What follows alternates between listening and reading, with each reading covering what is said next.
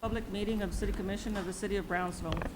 Pursuant to Chapter 551, Title 5 of the Texas Government Code, the Texas Open Meetings Act, notice is hereby given that the City Commission of the City of Brownsville, Texas, in accordance with Article 5, Section 12 of the Charter of said city, will convene a workshop, an executive session, and a regular meeting on Tuesday, June 21st, 2011, at 5:35 p.m. and 5:45 p.m. and 6 p.m. In the City Commission chambers on the second floor of the Brownsville City Hall Federal Building, located at 1001 East Elizabeth, Brownsville, Cameron County, Texas. Workshop item A, discussion regarding long vehicle transportation. Mayor, members of the commission, I'm going to introduce Mr. Stephen Perez. He's a cargo logistics specialist with Cargo USA Logistics Incorporated. He requested to speak to the commission about this topic at the last meeting during a 3-minute comment. That's correct. So, Go ahead. I'll introduce Mr. Stephen?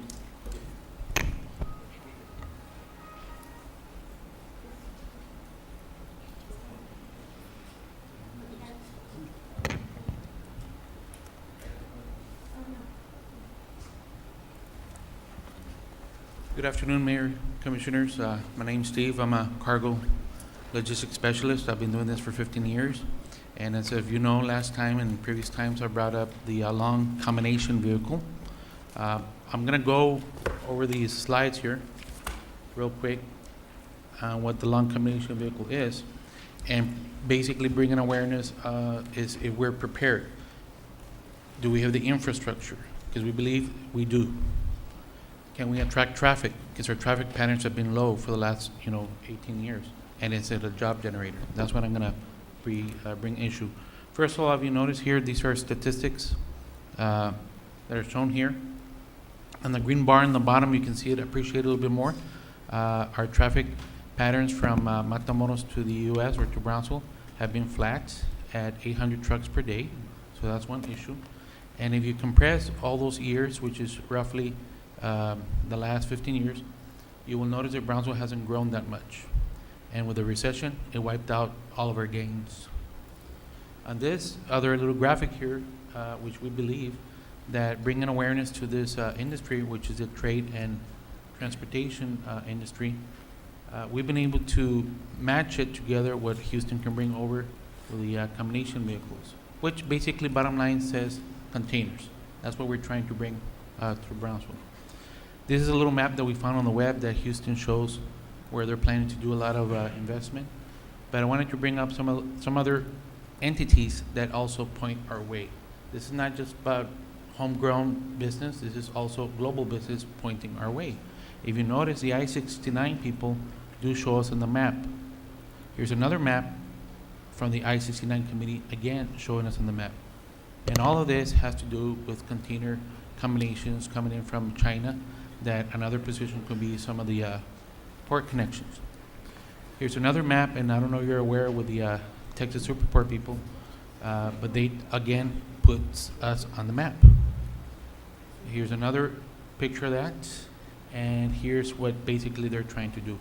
The freight shuttle network is basically designed to move containers. Again, they put us on the map. Here's another map indicator from them as well that they show us down there with Brownsville. In fact, I spoke with the Superport people and I told them, why do you have those little blue lines down there?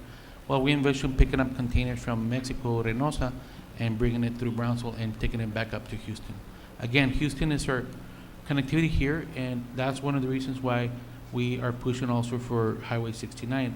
Of course, we're in development with that.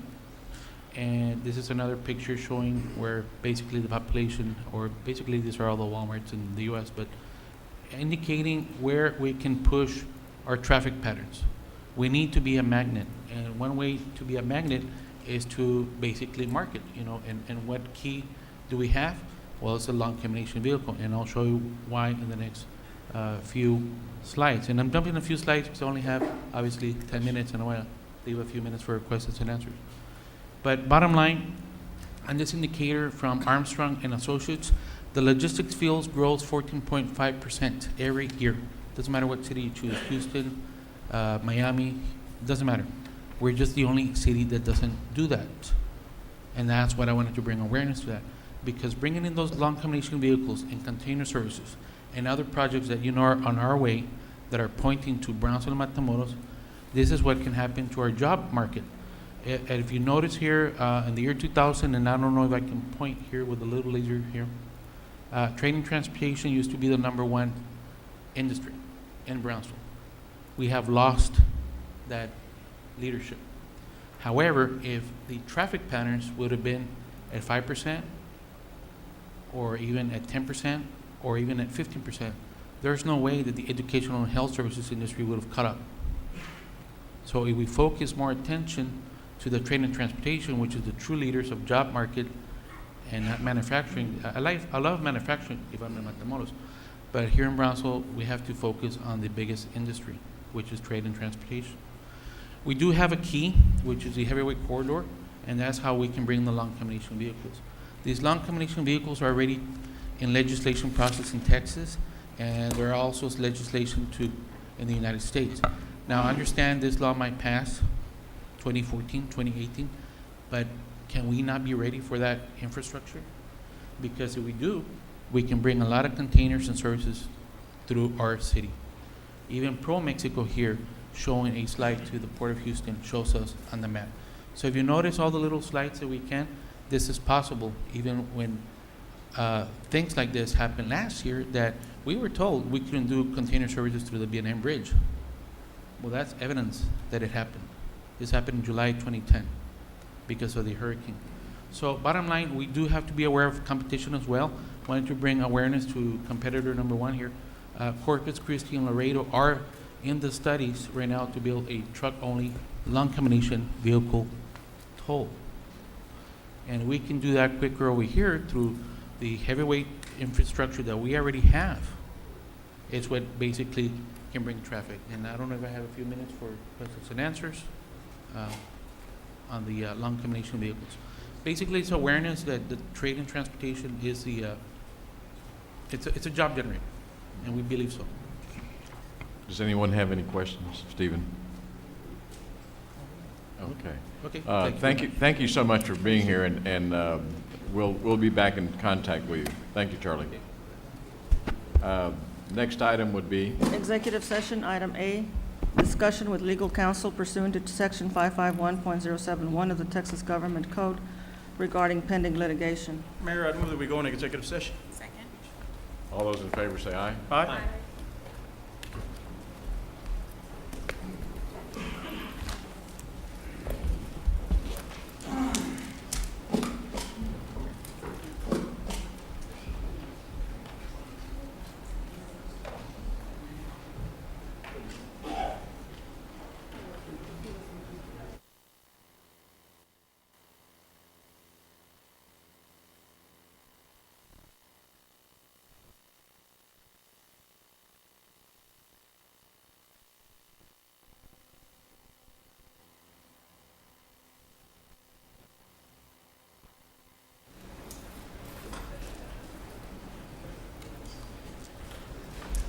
Everybody seated?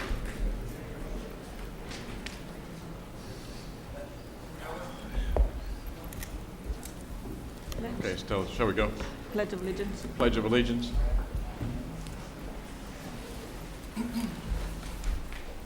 Pledge of Allegiance to the flag.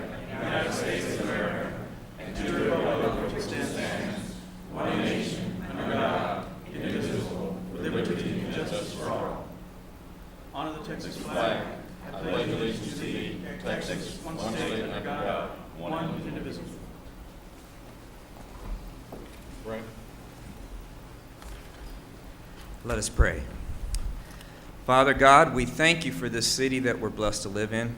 We thank you for the many good things you've already given us. But Lord, I ask you to bring each of our hearts closer to you. Help each of us to turn away from our sins so you can bless us with the rain that we so desperately need. So that you can bless us with the many blessings that you desire to bless us with. And Lord, for this meeting tonight, I ask you to give each of these leaders before us divine direction. Help them to see the effects of their decisions for the future as well as today. In the name of Jesus Christ, amen.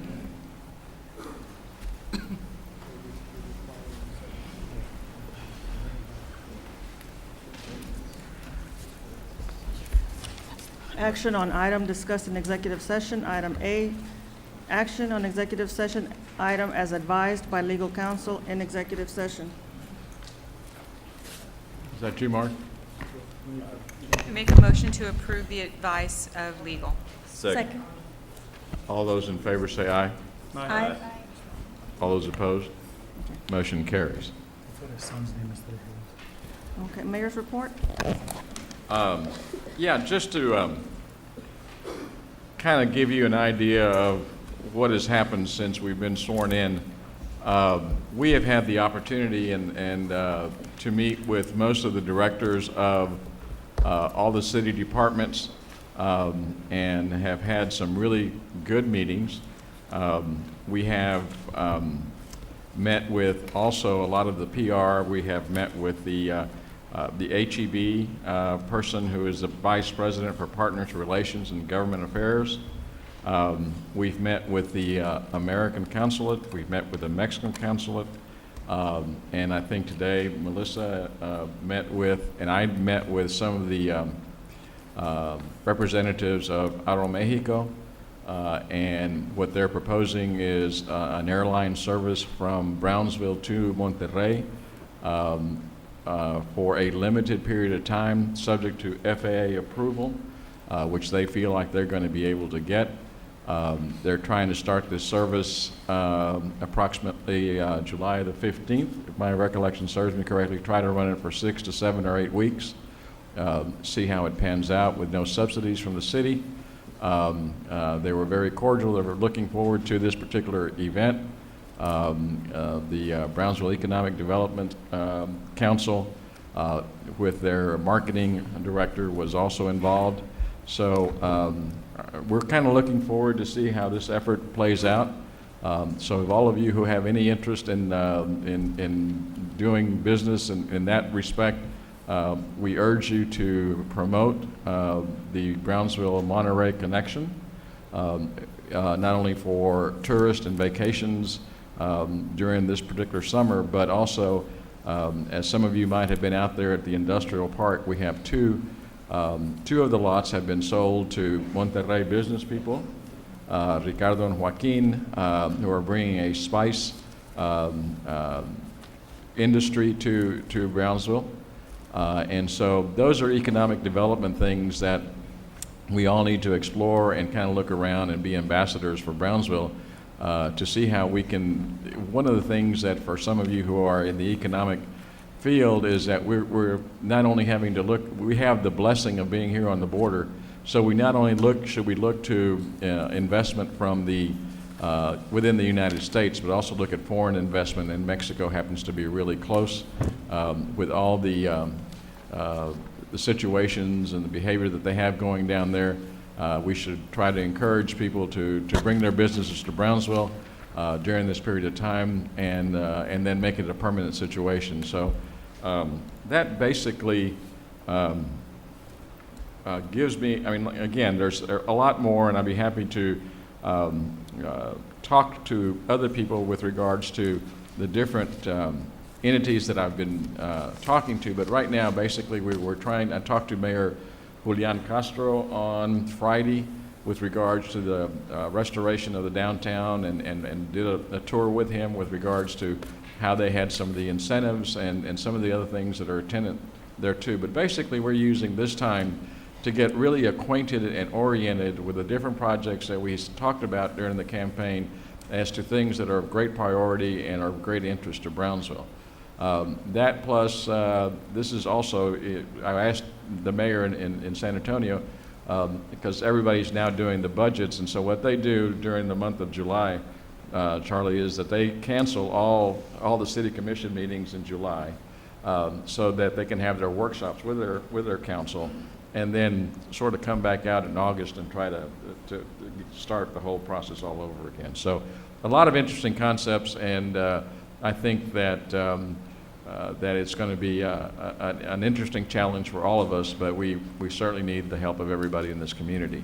And I see the newly elected Estela Vasquez, and we congratulate you on your race. We also congratulate John Villarreal on his victory, who's also over there. Sorry I didn't see you, John.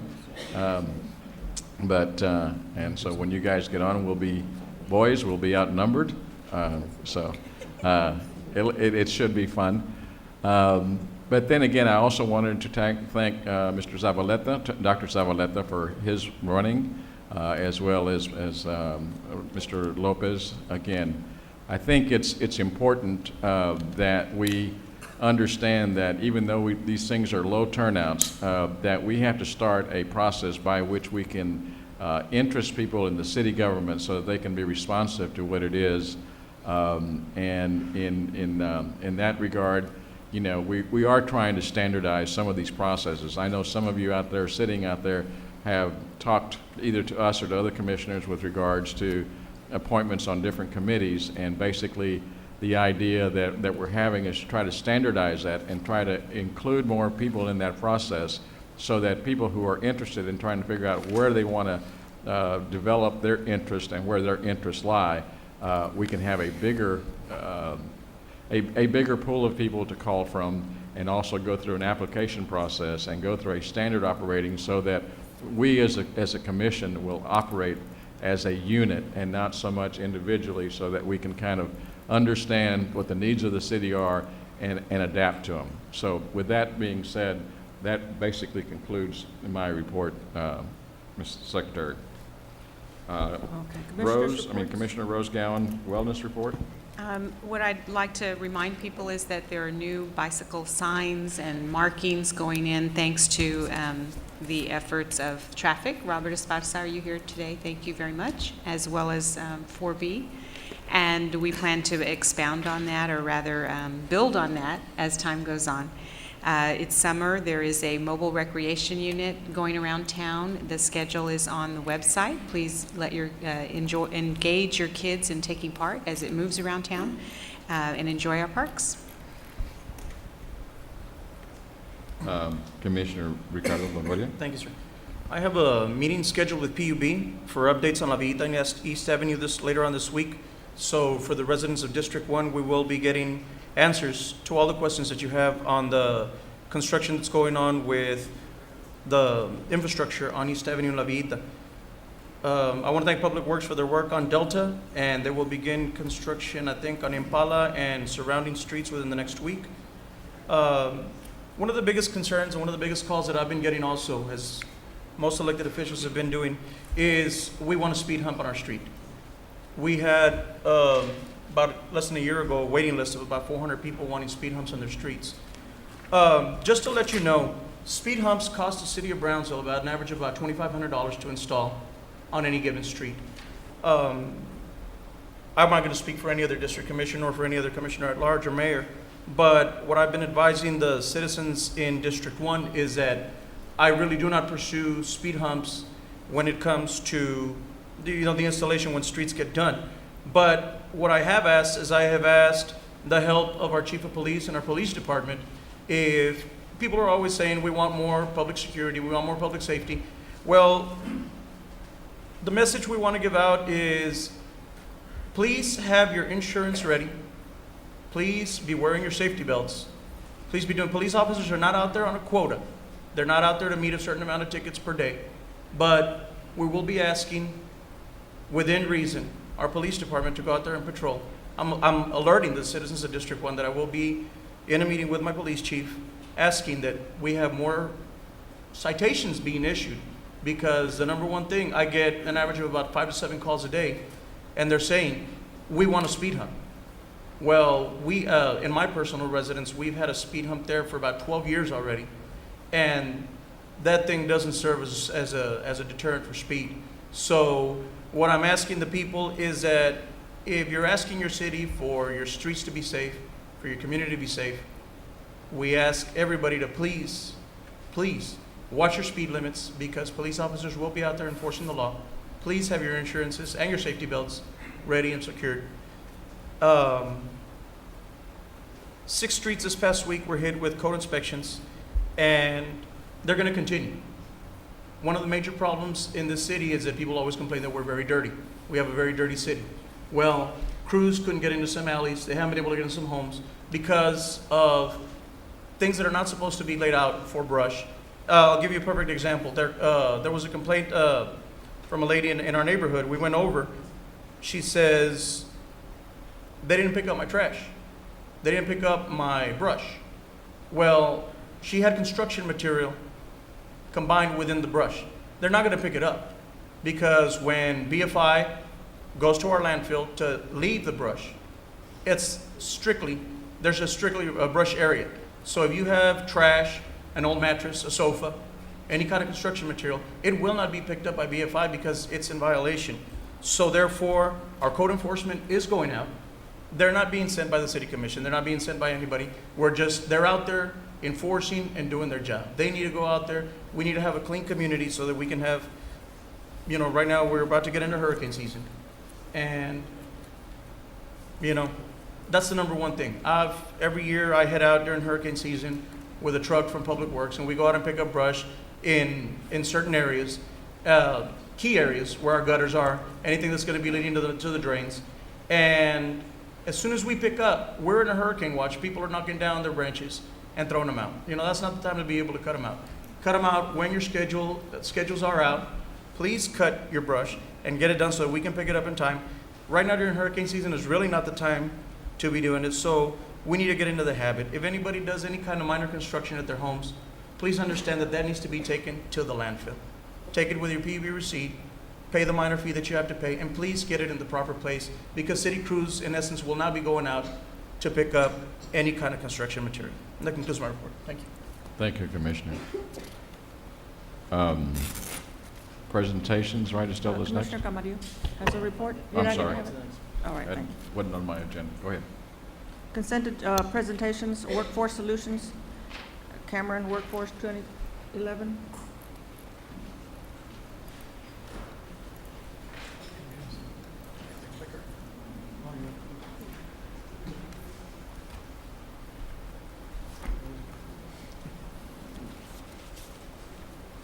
Good afternoon.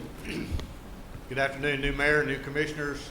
I'm also the new executive director of Workforce Solutions, Cameron. Been on the job about a couple of months.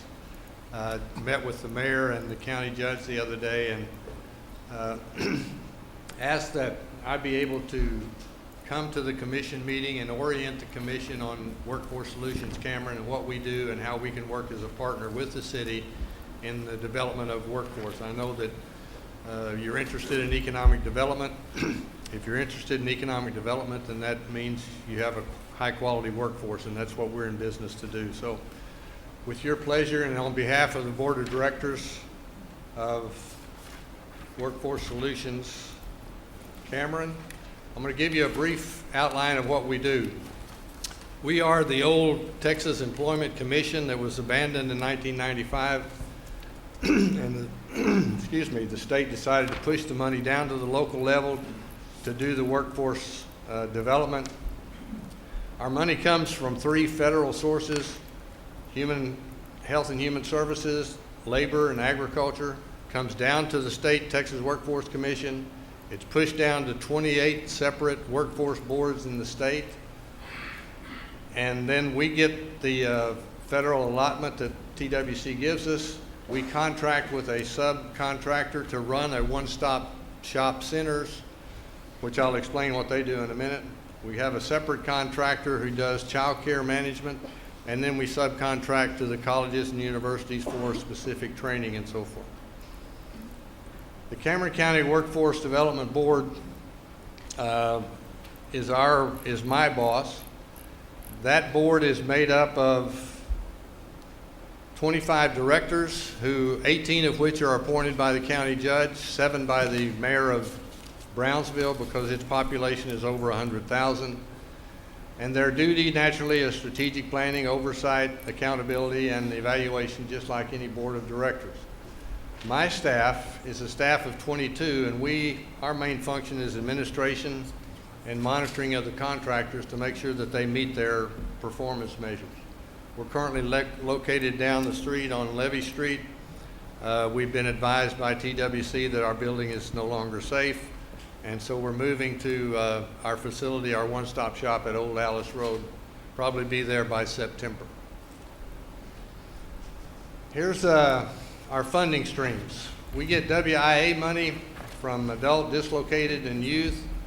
We get a large amount of money from Health and Human Services for child care for working mothers or going to school mothers. We get $2.4 million from TANF. All of this to say that we operate with about $19 million of federal taxpayers' money, and this represents $650,000 more or less decrease from last year. In fact, Hinojosa is introducing a bill on the 10th of June. He introduced it, and in his remarks on that bill, he says since 1979, money for adult education and workforce has decreased by 70%. And he's introducing a bill to bring more attention and more funding to adult education and workforce. And naturally, I'm all in favor of that. Here's what the one-stop centers do. They have both employer services and job seeker services. For the employers, and this is important because we're not sure that employers know that we're here, what services we offer, and what we can do for them. We have a wealth of labor market information, for one thing, that comes to us from TWC, the Department of Labor and Workforce Cameron websites.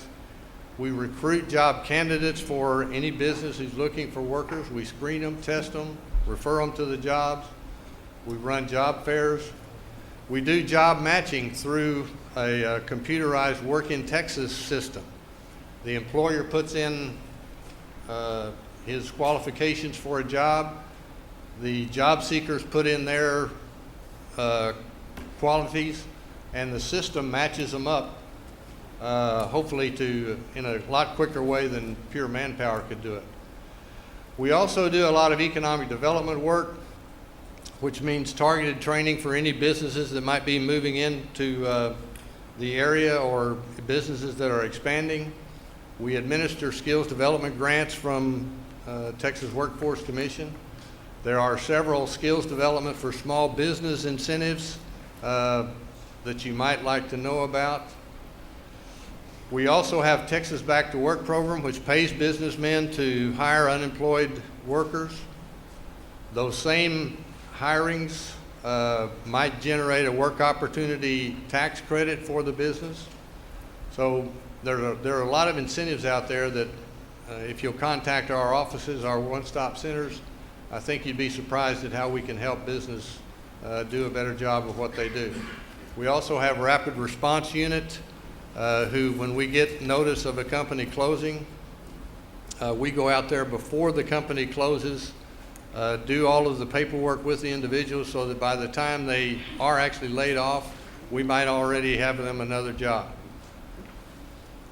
Now, for the job seekers themselves, we do unemployment insurance assistance. We don't pay out the unemployment insurance, but we do take referrals from unemployment. We help the people register.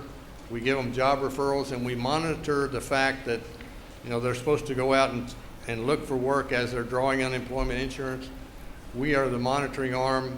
We make sure that they make those visits. If they don't, then we do what's necessary to penalize them for that. Child care for parents working or going to school, intensive services, pre-vocational skills, GED, ESL, ABE, job readiness, all kinds of training in that area. We also have what's called individual training accounts. These are full-blown payments for college, $4,500 per year for 2 years for a total of $9,000. We have on-the-job training, subsidized employment, customized training. And here's our performance. This is the part I like to talk about. Our contractor is Southwest Key out of Austin. They've just been with us for a couple of years, and they're doing an outstanding job. They're rated number 4 in the state right now out of the 28 workforce boards. They're meeting or exceeding 11 out of the 13 performance measures that the state puts on us. Look at the numbers of clients served, 170,000 per year. Employers served, 3,500 per year. Daycare, pay for approximately 4,000 kiddos per month in daycare. Technical training, 411. GED, 219. Work experience, 526. That just gives you an idea of the impact of just the Cameron County office. Now let me talk a little bit about the workforce, because this may not be pleasant. We have a population in Cameron County of about 420,000. Of those 420,000, the labor force, which is 25 and older and looking for work, is about 158.5. Characteristics, which you know as well as I do, primarily Hispanic, primarily young. The average age in the state is 32, ours is average 28. The troubling part is they're untrained and uneducated. 50% of our population has less than a high school degree. 13% only have a bachelor's degree, whereas the state average is 26. 20% of our families are single-parent families, and you can envision the problems that they have with support.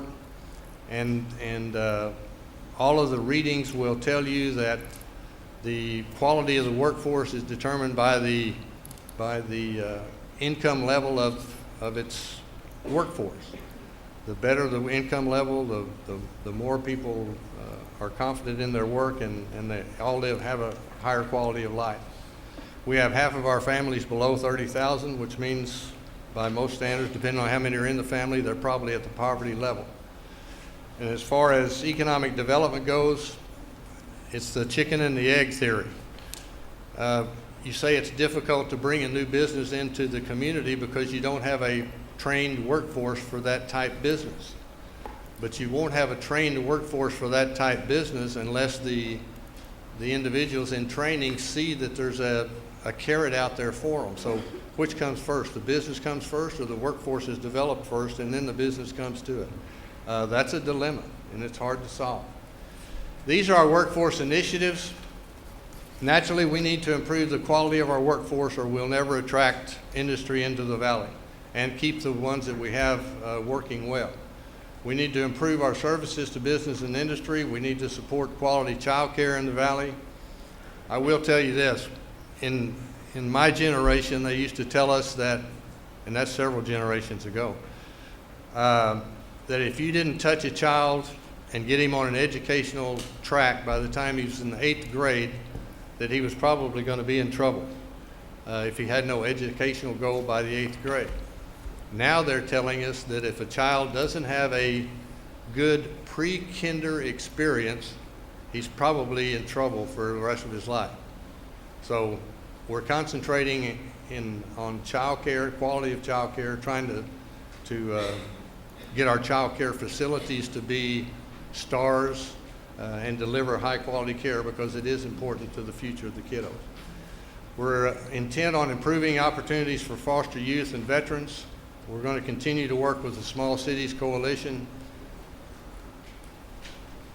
And our goal is to establish a local system that serves employers and job seekers in all aspects of employment and training.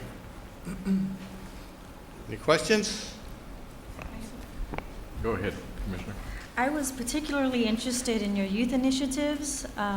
One project called Workforce 2021. That's an That. upcoming event on Yes, the 29th. ma'am. You will all receive invitations to it. Our staff have worked very hard in the quality work child care area.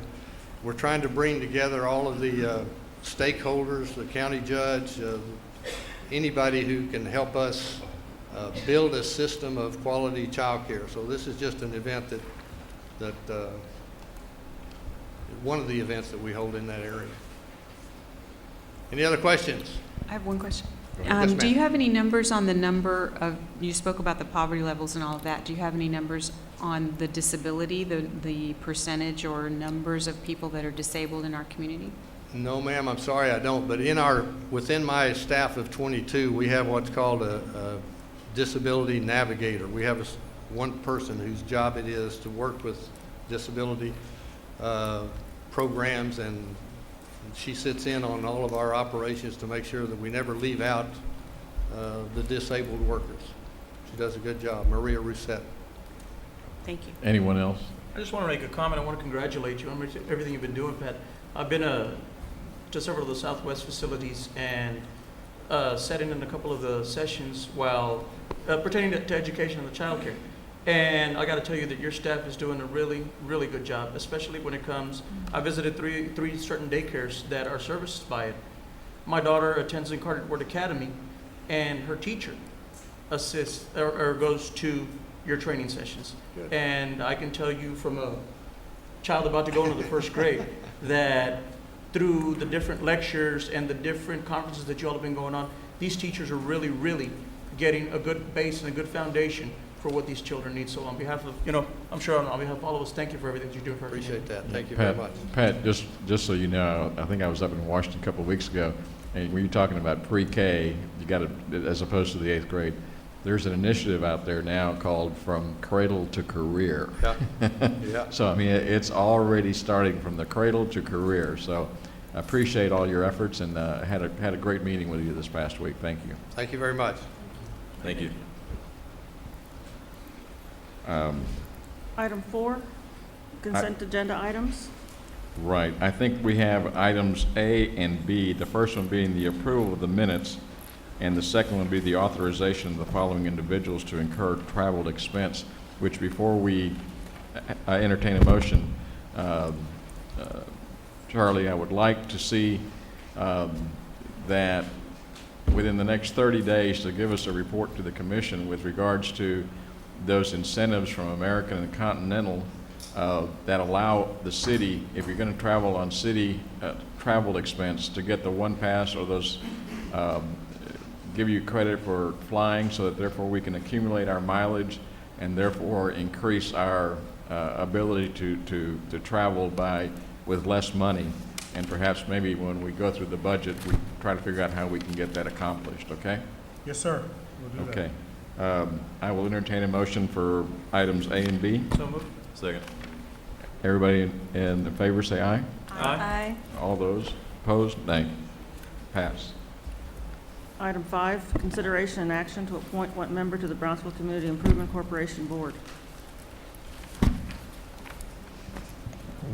I'd like to make a motion to table this item. Second. I have a motion and a second to table item number 5. All those in favor, say aye. Aye. All those opposed, motion carries. Item 6, public hearing and action on first reading of ordinance number 2011-1544 to authorize the city manager to abandon and close a portion of a 15-foot utility easement located in lots 14, 15, 16, and 17 of Block 1 Yvonne Garden subdivision. Good evening. My name is Eduardo Santillan with the Engineering Department. We have a request to abandon this utility easement.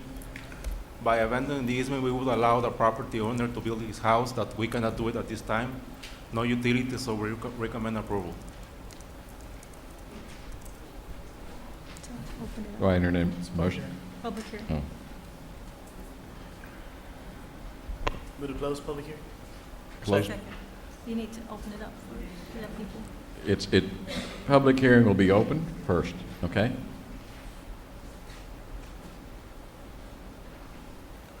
Move to close. Second. All those in favor say aye. Aye. Opposed? Motion carries. Mayor, I move to approve. Okay. Second. All those in favor? Aye. Opposed? Motion carries. Item 7, public hearing and action on first reading of ordinance number 2011-1545 to authorize the city manager to abandon and close a portion of a 5-foot utility easement located in Lot 13, Block 1 of La Hacienda subdivision in exchange for retaining a 7-foot utility easement within said Block 13 of Block 1 of La Hacienda subdivision. Okay, we also have a request to abandon a utility easement on these two, between these two lots. The property owner owns both lots, and he wants to build a house on both lots. There was an existing utility, and it has been relocated to the new easement. So we don't have anything on the easement, and we recommend approval also. Okay. Public hearing open. Any comment? Mayor, there's no comment. I'd move to close. Second. All those in favor say aye. Aye. Motion carries. Move to approve. Second. All those in favor say aye. Aye. Item 8, public hearing and action on adopting the October 1st, 2011 to September 30th, 2012 budget for the Community Development Block Grant Program, the Home Program, and the Emergency Shelter Program.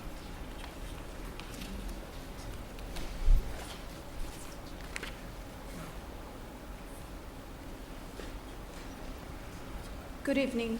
Good evening. Honorable Mayor and City Commission members. My name is Lucy Garza. I'm the Community Development Manager for the Planning and Community Development Department. And with us is the Chair, Carlos Hernandez, for the Brownsville Citizens Advisory Committee. He's going to be making this presentation. Okay, thank you. Good afternoon, Mayor, Commissioners. If I may so ask the attending members to please stand up and be recognized. Any members from the Brownsville PCAC?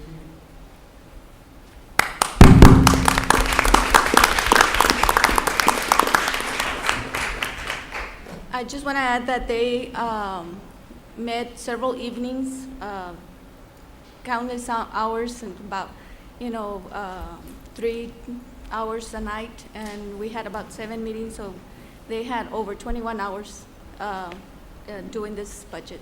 Well, we thank you very much. Thank you. As before you, Mayor, Commissioners, before you on the screen is the recommendations that have been submitted to you by the committee members. The first section would be for mainly to do with City of Brownsville Engineering Department, Parks and Recreations, and Public Works. The budgeted amount the committee had to work with was 1.655806.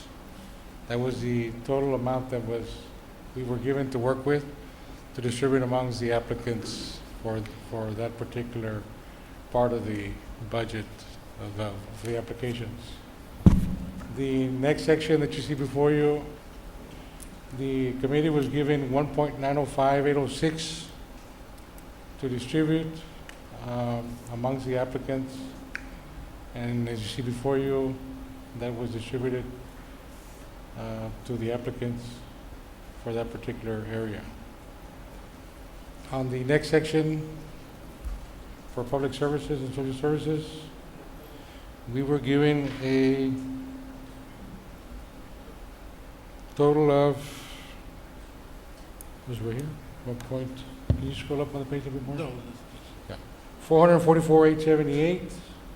As you can see, the applicants are line item out, the ones that were funded. Some examples, not to read the entire columns for you, but we had Amigos del Valle, Dennis Care, Friendship of Women, the Southmost Branch Library, United Way of Southern Cameron County. And continuing on with the list, we have Catholic Charities of the Rio Grande Valley, Good Neighbor Settlement, the Bishop at San Pedro Ozoran Center. Under the housing program, we had the Brownsville Affordable Housing, Home Ownership, Cameron County Juvenile Justice Department, which was to do with the boot camp, Chicory Court Stream, and City of Brownsville Planning and Community Development Program for the down payment assistance. As you see below that, the commitments that the CDBG has locked in are the following expenses you see before you. There is some, the cost, which one is that, Lucy? The loan repayment for Linear Park, the administration, code enforcement, finance, accounting, and so forth. So we were distributing a total amount of $3,365,854 for the CDBG. ESG, which is the emergency shelter, is $143,968, and the home was $1,143,079. Any questions from commissioners or mayor?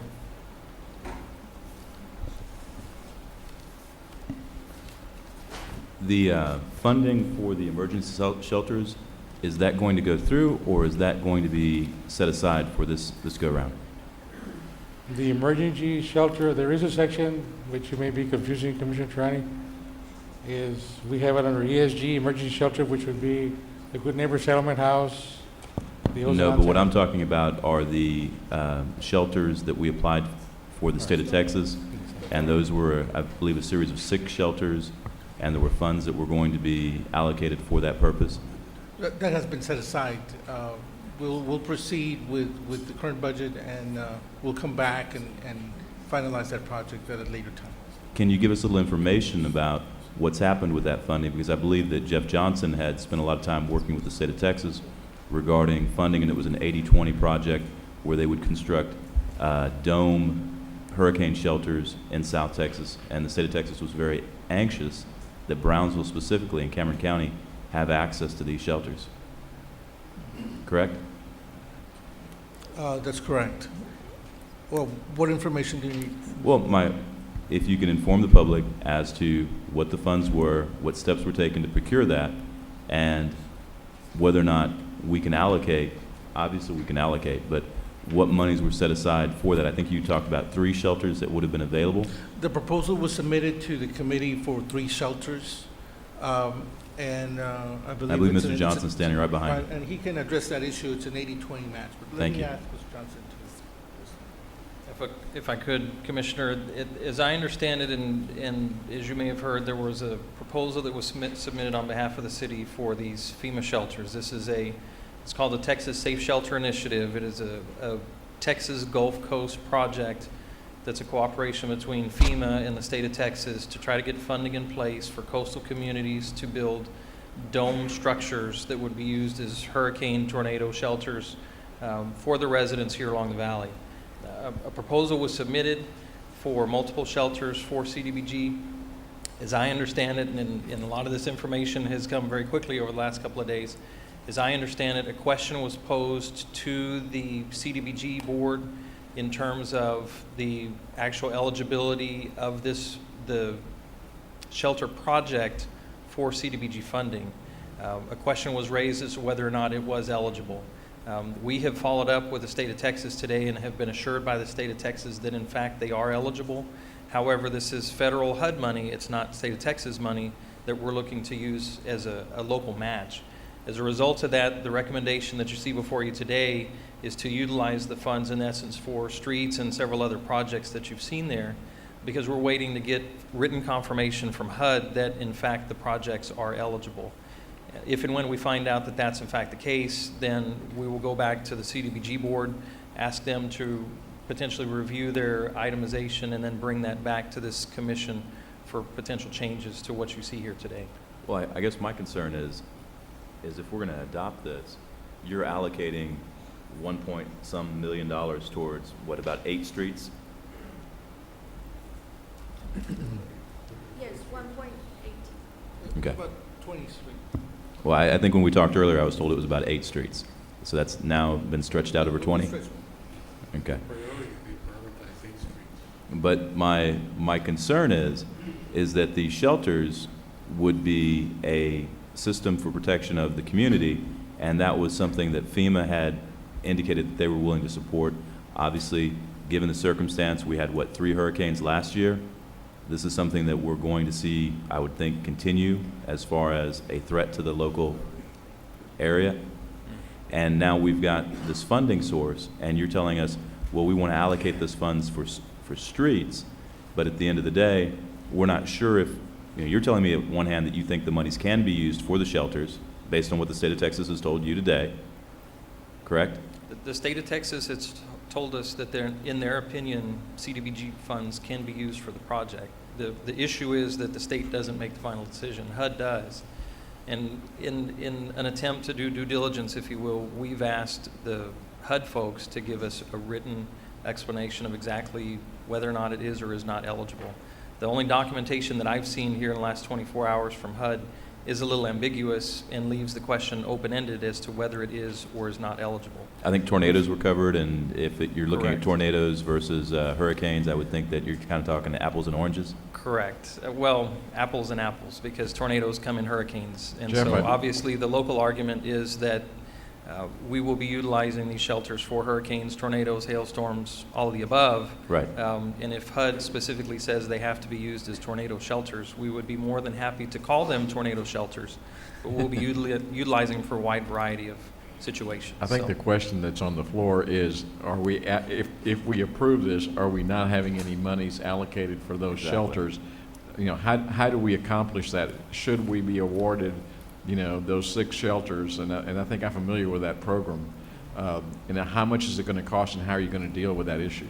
Yeah, the cost, Mayor, needs to be determined. The matching share, according to Mr. Johnson, varies from his local architect estimate to the state architect estimate. So that matching shares can't be pinpointed at this time.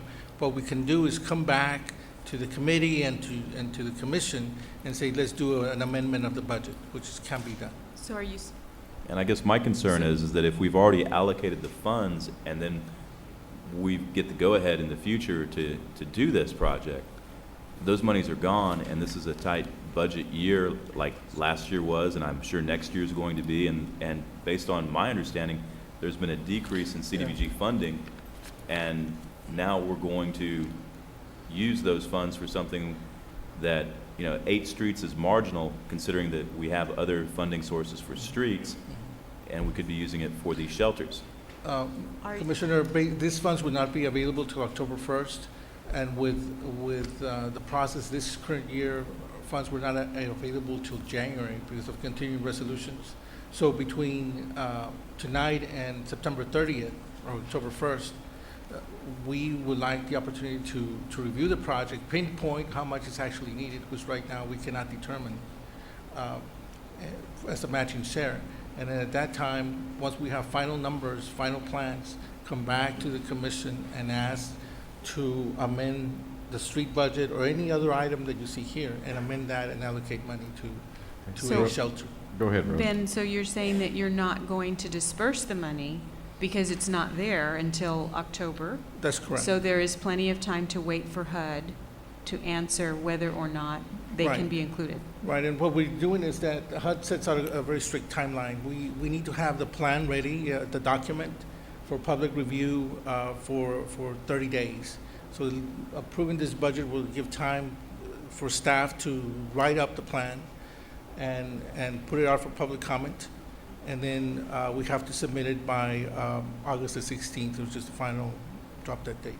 But in between that time, gives us time to come back to the commission and with the final number of how much actually the shelter will cost and how much is the 20%. Right now, we do not have that. Okay, we have public hearing. It shall be open.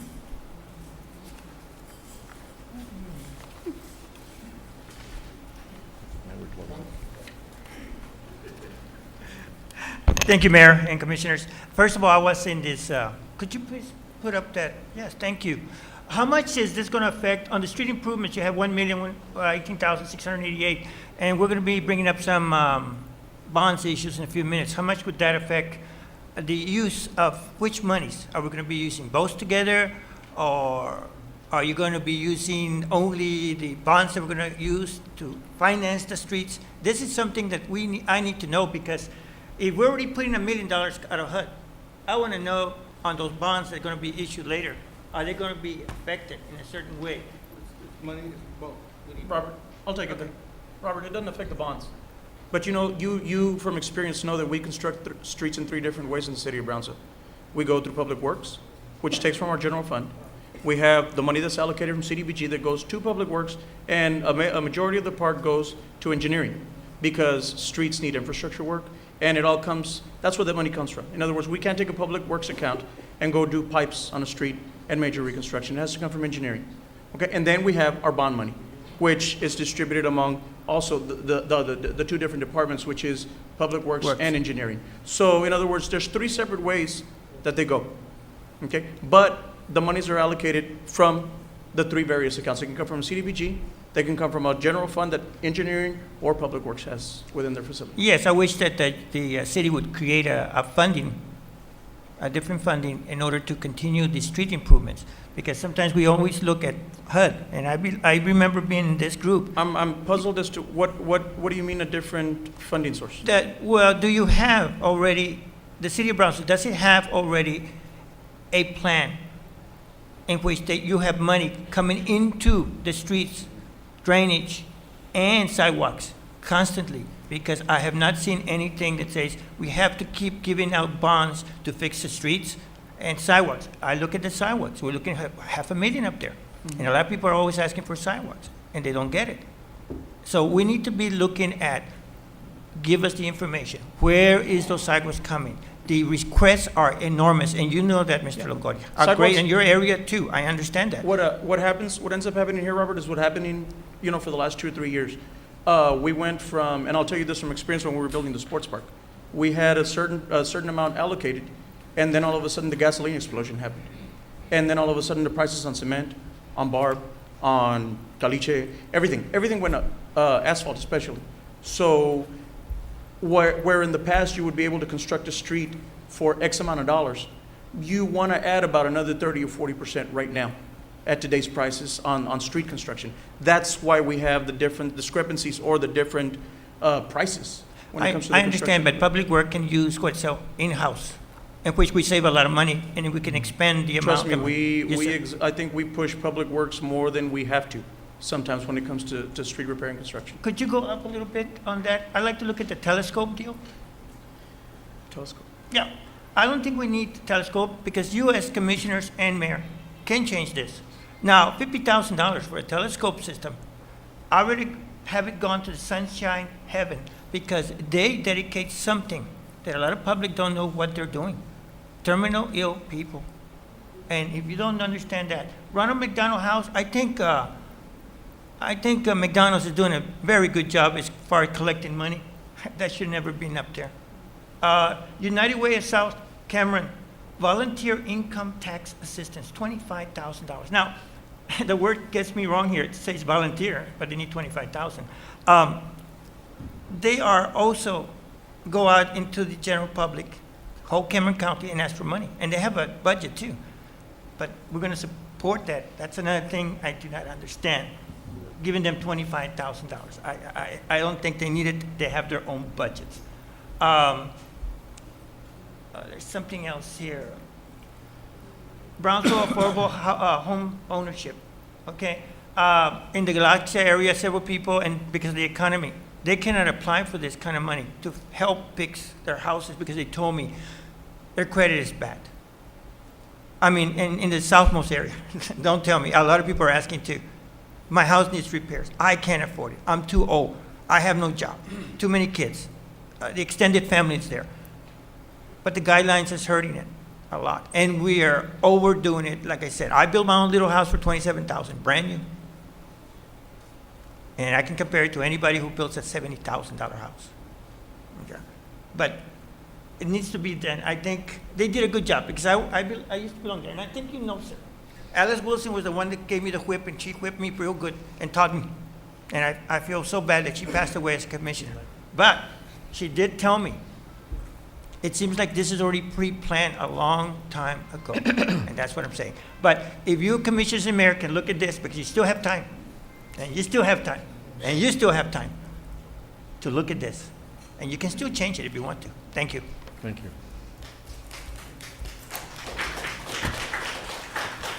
Good afternoon, Commissioner Mayor. My name is Fernando Ruiz.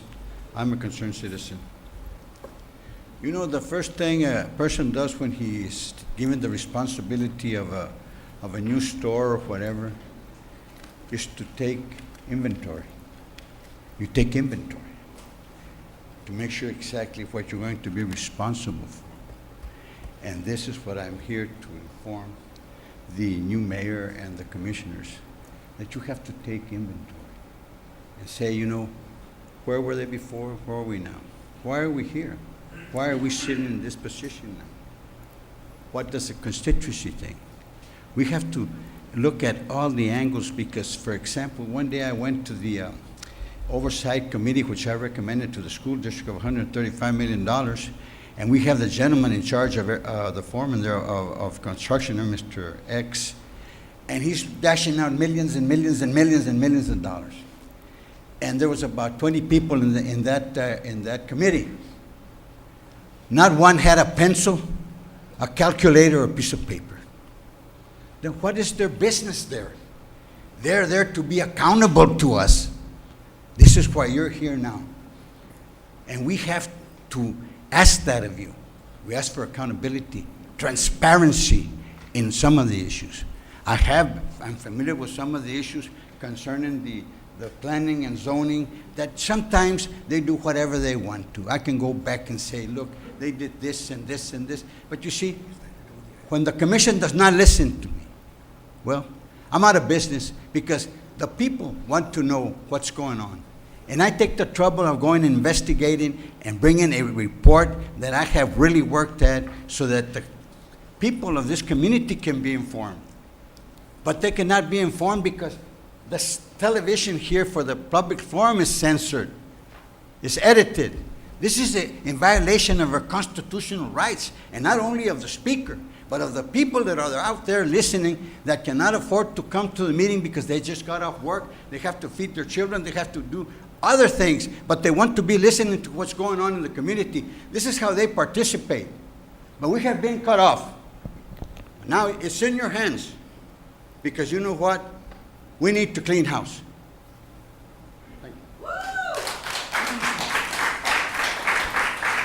Excuse me, Mr. Mayor, this is Mr. Mayor? Mayor? I'm sorry. I just wanted to remind the speakers that this is public hearing on agenda item. This is not public comment yet. Yeah, no, I allowed it to, and I'm assuming that, you know, they would be up later, so let's just go. If we can focus our attention on the item that we're doing, I'm sure you are, so I appreciate it very much. Good Go ahead. evening, Mayor, Commissioners. My name is Graciela Aldaco, and I'm the Chief Operating Officer for Valley AIDS Council.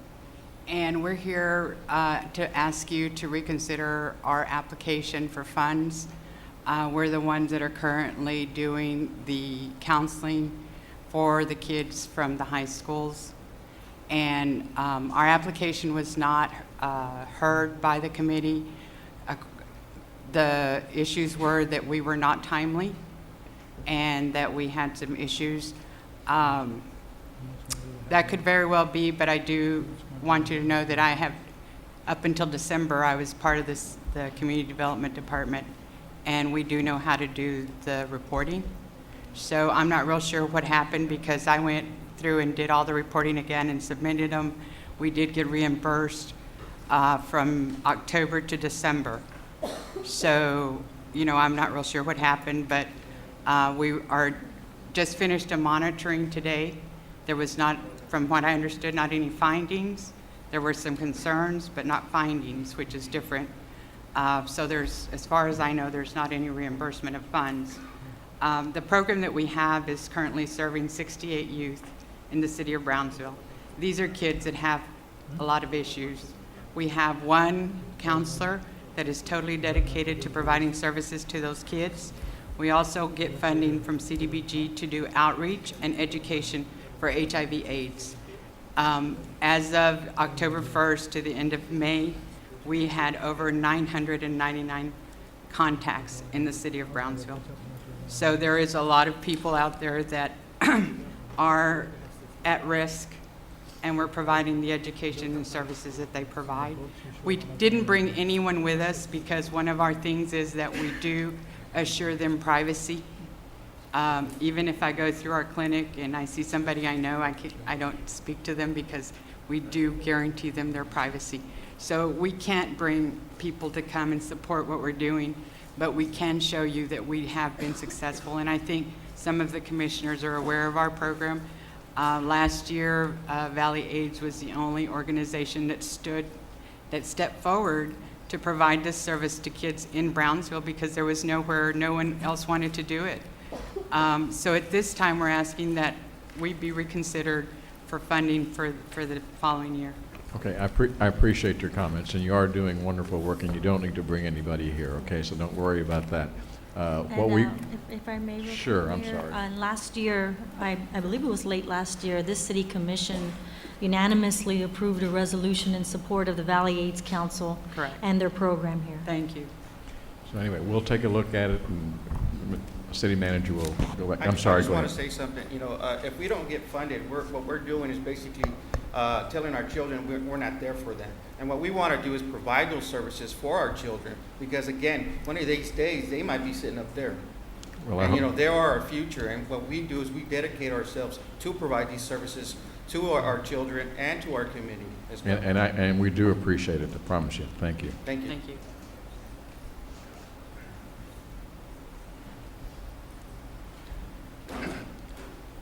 Good afternoon, Mayor, Commissioners, ladies and gentlemen. My name is Francisco Cifuentes. I'm a resident and a taxpayer of this great city of Brownsville, Texas. Mr. Mayor, Commissioners, I have been here before to no avail. There is no ears for the people of this community. And I'm very, very disappointed on the way that this city is being directed. Some of the commissioners know me. They know I was here a few months ago. I sent a letter to the city manager, and I had no response. I don't even get messages. I leave messages, no phone calls. There is nothing. I mean, nobody cares. There's some families here in Brownsville that they were annexed to the city 13 years ago or more, and they still do not have the basic services they're supposed to be provided by law. There is a service plan that has to be implemented before you annex an area. They did the service plan, and they did not. Francisco, I don't mean to interrupt you, but I'm talking, yes, I'm Okay. talking about all of this money that is gonna be disbursed that they've been asking for, and it's not being distributed, and they're not asking for the money for these families. That's priority, that's supposed to be there, because the commissioners, some of the commissioners know that I was here before asking that this family be provided for the basic services, and that falls into some of these programs, but yet they don't qualify. They said there is no money. What do you mean there is no? Where is this money going to come from if we have families that are not being provided the basic services? That's into the drainage, whatever you want to call it, but there is money available. If you have families that don't have the basic services, let's provide those services before you go into everything else here that you got so much money to give away. And please, Commissioner Troyani, before you leave office, I will urge you to do something for these families. Same for Mr. Camarillo. You know I talked to you. I talked to some of you. And Mr. Longoria, we talked about it. There is money available. There's a big lie that there is no money. Those families don't supposed to be living in those conditions.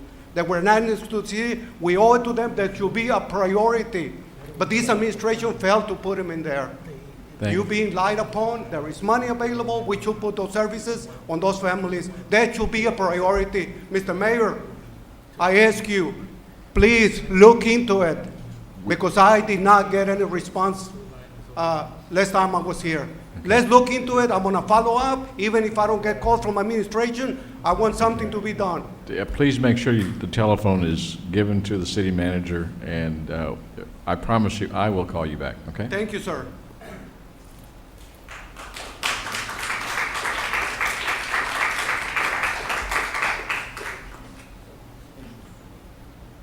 Ladies and gentlemen, my name is Joe Wallace Garcia. I serve on this board, and I've been, 6 years ago, Ricardo, you appointed me? About 6 years ago, and my big concern is streets. I know our streets need to be paved. I know they need to be overlaid. But I give you one good example. Hortensia Boulevard was overlaid about 3 years ago. Okay. They overlay them, they fix them, and what do a week or two later, here come the 18-wheelers and tear them up. Come on, gentlemen. I'm asking you, please appoint 2 persons from your area so we can look at this and try to keep those trucks out of the city. They're not the local business. These are trucks from Hollinger, McAllen, San Benito. The only business we have is Mr. De La Garza, and he doesn't use 18-wheelers. Thank you. Thank you very much. Okay. Any other further public hearing? Do I hear a motion? Someone close? Second. All those in favor say aye. Aye. I'll entertain a motion. We continue? Second. Second. All those in favor say aye. Aye. Opposed? Motion carries. And I will ask for a special meeting to approve the budget within the next 2 weeks or a week and a half. All right. Item number 9, I think is next. Is that right, Estela? Yes, sir. Item number 9, public hearing and action on first reading of ordinance, of protested ordinance number 235-2011-007-S to allow for the replacement of a 100-foot tower with a 130-foot tower, 35-foot tower at Lot 8, Block 4 of Hacienda Garden subdivision located at 136 Kleberg Avenue in Brownsville. Honorable Mayor and City Commissioners, the property on this case is the area that is shaded in red. It's on Kleberg Street, right off the expressway, close to the intersection of Alton and Laura. This is a protested case. It is for a cell tower at specific use. It was denied by the Planning and Zoning Commission, so you would need tonight 6 positive votes to overturn the negative vote of the Planning and Zoning Commission. There's residents here against the tower, and the applicant is also here. In this particular case, in summary, basically the applicant wants to construct a new tower. The current tower is 100 feet tall. He wants to go to 135 feet. That new tower would have a load of higher wind speeds that would meet the local new codes of the towers. This is a public hearing. So Okay, and just make sure that I understand, the Planning and Zoning did not approve? Did not approve this Okay, case. and the residents apparently were opposed to this particular measure, is that That's- correct? Just make sure that the record's correct. That's correct, yes. Well, not all the residents, because I did go out there and meet with the community, and there were several who did sign a petition in support of this. Well, it's not 100%, but within that that 200-foot radius, 20% of those owners are against. So that's why you need the supermajority that we call it, or the 6 votes. Okay, well, public hearing is now open. Mr. Mayor, Commissioner, I'm from Brownsville. I grew up in Brownsville. And I studied here and everything. And you know, this 100-foot tower, well, you know, back in the old days, all these concessions belonged to the city of Brownsville. We had the telegraph, we had the telephone, we had the electricity. All this was revenue for the city of Brownsville. Now, I have not been able to understand why these companies that have these cellular phones did not come first to management here and to the commission to offer the same concession to the city. They did. And why did you not accept it? The current commission that was here at that time did not. Well, the thing is, who is the one that has the concession now? Can you make that public right now, please? Was it an ex-commissioner? Yes. 1 or 2 or 3? 1. That you know of.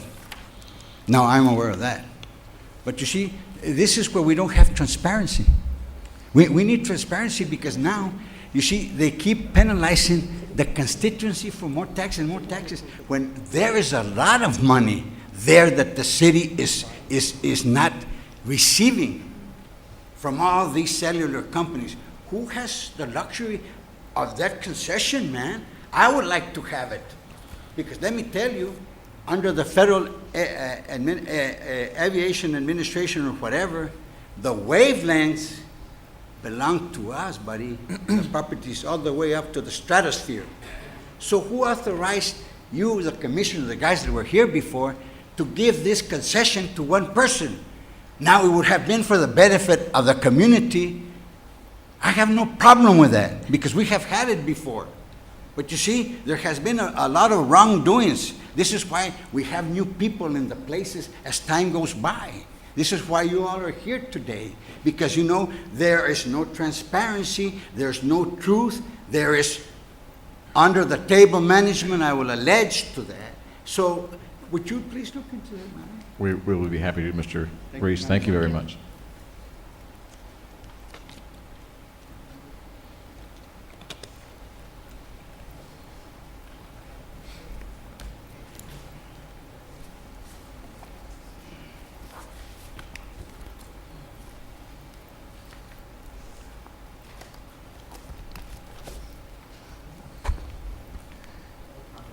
Good evening, Mr. Mayor, Good evening. commissioners, newly elected mayors, commissioners.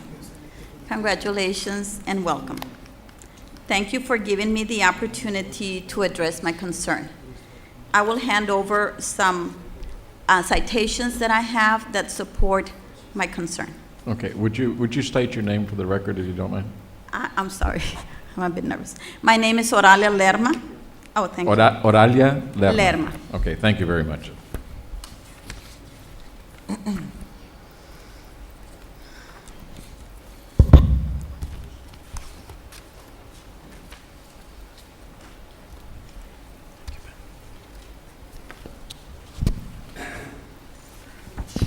Thank you, Mr. Medina.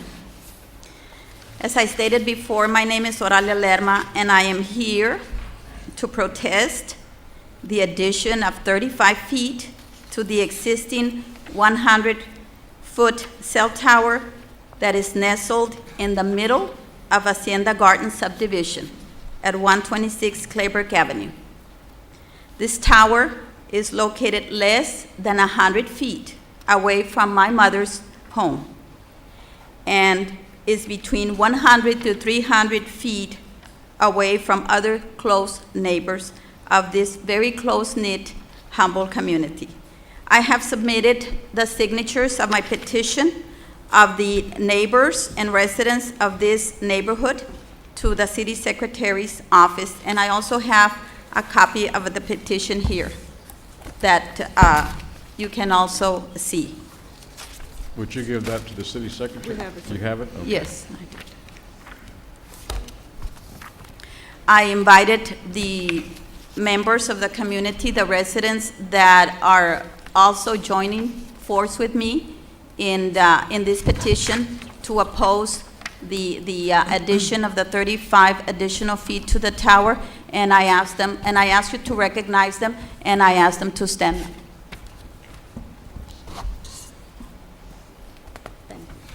Thank you. Thank you. Would you feel safe living next door to a cell phone tower that can topple over with hurricane winds nearing 100 miles per hour? Or what about knowing that these towers emit low levels of electromagnetic radiation? The existing 100-foot tower was erected on this site before the year 2000, before the city annexed this area, and therefore no city ordinance governed its installation. We, the residents of Hacienda Gardens, had no voice then. Now we do, and we feel strongly against adding more power to a clear and present danger that is in our community and in our neighborhood, very close by. As I stated earlier, permanent low levels of radiation emitted from these towers have been linked to many illnesses, including cancer. Obviously, not much credit has been given to these studies because it is the technology revolution, and it will take years to accept the effects, much like cancer from smoking. You will find my sources in the packet. There is no room for cell phone towers in a residential area. The residents of Fairhaven, New Jersey, in 0607 made an outcry to their city government, just like we are with you at this point, to protest the installation of cell phone tower in their neighborhood. As also is the case of the County of Pima, Arizona, where county officials are looking for ways to restrict the building of cell phone towers in residential areas. At present is the concern of this cell tower toppling over and landing on my mother's house, which is roughly 100 feet, maybe less, from the tower. Here in the valley, we all know that we are threatened with the possibility of hurricanes 6 months out of the year. Claims have been made that these towers will not topple over. However, nothing is 100% guaranteed. These hurricanes also spawn tornadoes. Nothing is 100% guaranteed that it will withstand the high gusts of the winds that are circulated by the hurricanes. The Titanic was guaranteed not to sink. My situation is unique. My mother is physically disabled and cannot travel unless by ambulance.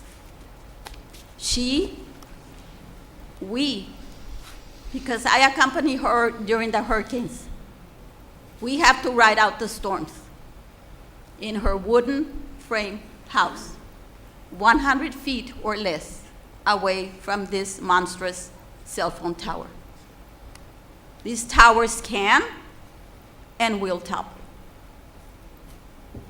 We are very much aware that hurricane winds spawn tornadoes. On April 29, 2011, as we all are aware of, in Tuscaloosa, Alabama, the entire police car fleet was slammed and crushed against a building by a fallen communication tower during severe tornado winds. On May 24, 2011, in Joplin, Missouri, 17 of these towers were toppled by tornado winds. On Memorial Day, May 31st, in Fargo, North Dakota, 2 towers were toppled by winds of tornadoes at 72 miles per hour. That is only 2 miles per hour less than Category 1 hurricanes that we have been threatened here in the valley, and even Category 2 and 3. I believe the operative word here is choice. Do we choose the risk of low levels of radiation when we use cell phones? Yes, that is our choice. Did we, the residents of Hacienda Garden subdivision on Clayburg Avenue, choose to have a low-level radiation generating machine as our neighbor 24/7, 365 days a year?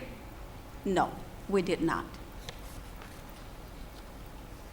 I am not against moving forward with technology in the 21st century, but I would like to see the technology is safe for us. I believe that concerns should be backed up with possible solutions. I've always had the philosophy that if we complain or have a concern about something, we put our heads together and give possible solutions. And therefore, I offer a solution. Relocate the tower to a less populated area of our city. In closing, I remain confident that you will be proactive and make the only logical, sensible decision and deny the permit for adding another 35 feet of disaster waiting to happen. There is simply no room for a cell phone tower in any residential area in our city. Thank you.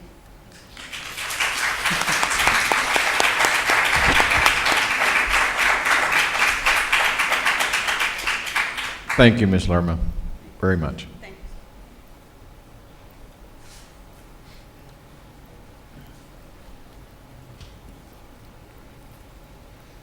you. Here I am again.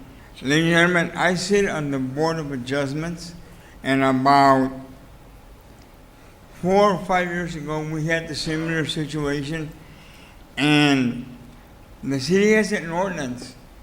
No cell towers 200 feet away from a residential area. Now, Commissioner Longoria was there, and I was there, and we suggested to the city, build the towers, build them in the river levee. You remember that, Mr. Longoria? So, you know, whether 100 foot, 150, or whatever, they are dangerous to the residents because they could fall down and the radiation effect. Thank you very much. Thank you.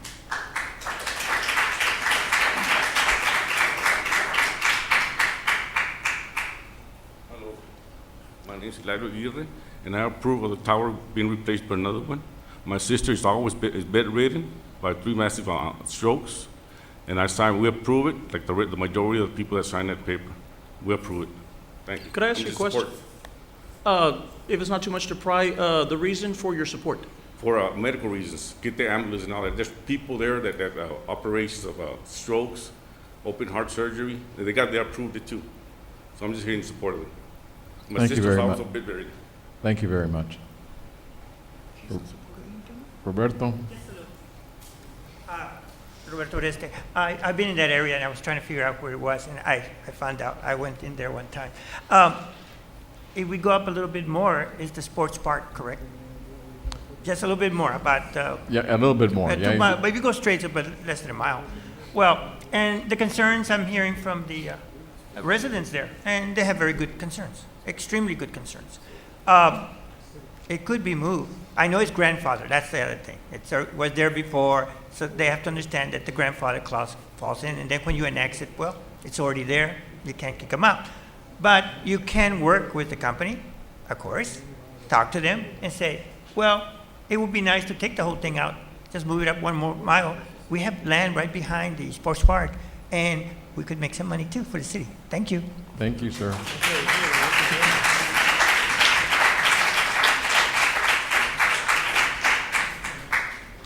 Mr. Mayor, Commissioners, my name is Vince Hebinger. I represent the applicant on this. Thank you for hearing us.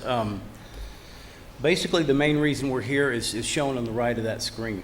There's a 300-foot guy wire tower that American Tower owned that came down in February. On it was Nextel, Cricket, and T-Mobile. And we've been trying every possible alternative to find another location for them without building a new tower. We've taken one down. The landowner did not want to renew the lease. He removed it. Good news, we're one less. We don't want and need to add one more. We find, oops, what did I do wrong?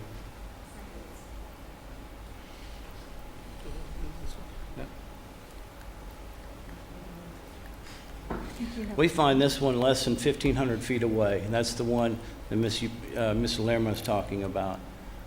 It's 100 foot, it holds Sprint. In this current situation, it was approved in the late 90s at this location.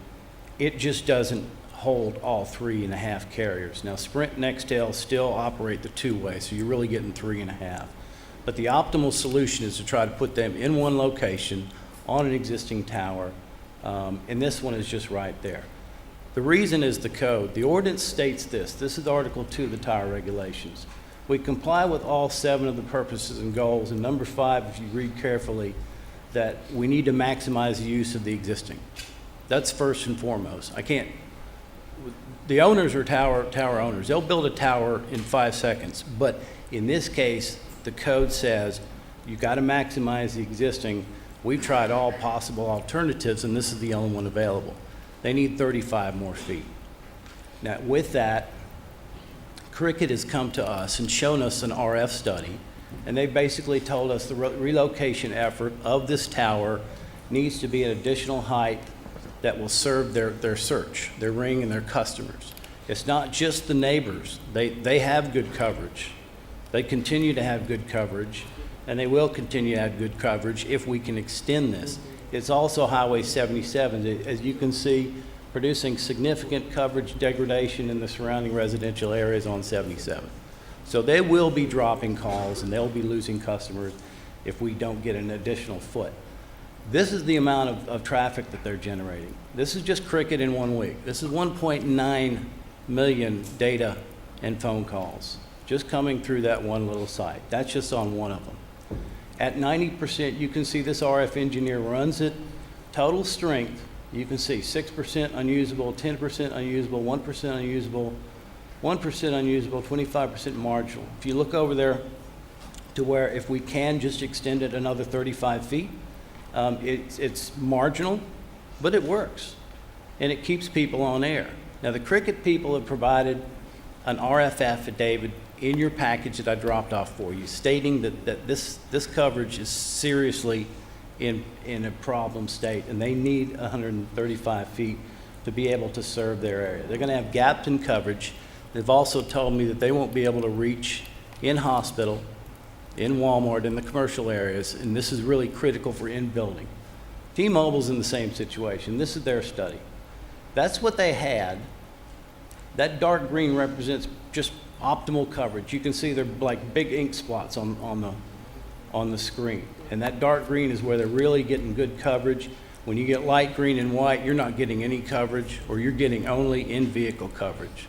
Now I'm going to just stop real quick and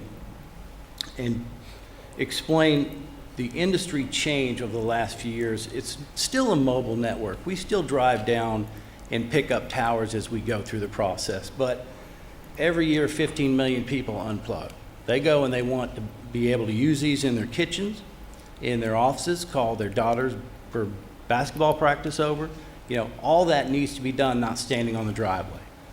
That is what we're talking about, not standing on the driveway and providing one of the major intersections in Brownsville coverage for everybody, not just a few. That's what it would look like. That's what you're going to get. That's it gone. And they will be gone. So we don't want to have that happen. Ms. Lerma brings up a few things about RF information. It's regulated by the FCC, and on their website, they basically have these frequently asked questions. Are they safe? Are they safe near homes and schools? And I've highlighted this for you to look at. This is the answers. Their measurements are 1,000 times less than what they consider their normal exposure levels. You get more from your microwave at home, sitting in front of your laptop right now. That's 1,000 times less. The other one on the bottom that says, therefore, there's no reason to believe that such towers could constitute a potential health hazard to nearby students, residents, and those things. And these are validated by studies that they've done. And this is data from the federal government, not This is from the FCC your data, yes, private ma'am. This is not mine. This is based on independent studies that they've regulated the industry, and they tell us that they can't expose anything more than what they've got. And we're 1,000 times less than that. Hard picture to understand, but this is Oklahoma tornado in the 90s, category 4. What you see in the background is a T-Mobile tower. Pretty much everything else is gone. I understand everybody's concerns here. We over-design these things. At this current situation, the reason why I show you this is because if we're able to extend this and replace it, we're going to go up to 130 wind load speeds. So it's going to be safer, bigger, stronger for the neighbors, and it basically will be a better site. Could I interrupt you just 1 second? Sure. I'm not an expert on tornadoes, but from what I have read and what I have seen, we could be standing next to each other, tornado will pick you up and leave me perfectly alone. Right. Got that tower right there. Poles around it are still standing up. The home is still standing up. Right. So it's obvious that the tornado didn't hit around that area. That's just my observation on that picture right there. Yeah, it withstood pretty serious winds, but it's still standing Yeah, there. but what I'm saying is these power lines are knocked down, but yet where Right. that tower's located at, those power lines are still standing. The- That tells me, I don't know, just observing, that just tells me that tornado didn't hit that area very well. It came pretty close to it, and it's still standing. In Dolly, basically, I rode Dolly out here in Brownsville, and the power was out. The only thing I had to track that storm for about 12 hours, just like most of us, was my handheld smartphone. I basically got on the Weather Channel and watched that thing come through, and we rode it out that way. So in times of serious need, these communication facilities have withstood themselves. And if it weren't for that tower, individuals needing assistance would not have been able to call because of Right. damage. We didn't from lose one in Dolly. the tornado. Right. They are all in generators. They serve their purpose for us. Thank goodness. Property values. These are not mine. These are Cameron County Appraisal District numbers for the 4 closest residents to these facilities over the last 10 years. You can see basically 28%, 30, 40, and 22%. And we took improved homes and vacant lots too as well. This is what we propose to do. We're going to clean it up. Right now, it's not looking in great shape. We're going to clean it up, basically put a little bench, bus stop, something like that. It's very important that we're able to get this tower on air and extended for the other carriers. We have some discrepancy in numbers, I think, from valid petition and votes. We have over 40 signatures in support, include, sir. Can you go back to the photo of the bus stops? Yeah. I think. Now, you're telling us that obviously it doesn't look like this now, right? It does not look like that now. It's a pretty much caliche right now. Okay. And you represent the current owners or you represent T-Mobile? I represent the current owners. I've also represented T-Mobile in different cases, but tonight I'm representing the tower owner. Yes, sir.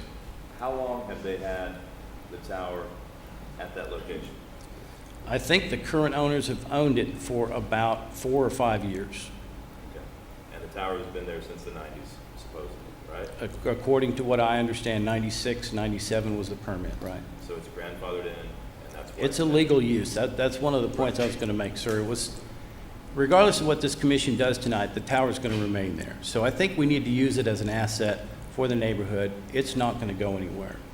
But I guess my point is that there haven't been any beautification There- to this area there have. in the last 4 or 5 years. There have.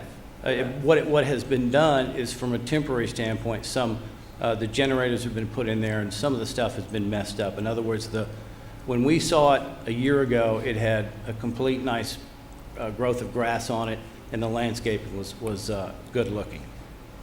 So if we decide not to extend the 35 feet up, will you still fix it up like that? We have problems if we can't extend it. We're going to have to go somewhere else. But I know, but what I'm asking you is, are you going to make it look like that even if we don't give you the permission to go 35 feet up? From a construction standpoint, if we can get that looking like that, yes, we will. Regardless of what we do tonight? Regardless of what you do.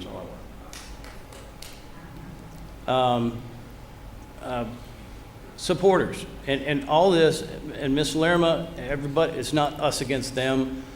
We had 71 of these sent out. We invited them to the site. We talked to them. We discussed it. What do you like? What don't you like? What can we do? We have a lot of supporters as well, over 40. And what I was explaining to Mr. Medina is I think we have everybody around 136 in support of, and we have signatures there. We sent that to the city secretary, so I'm not sure why we need 6. But we do have a lot of support. The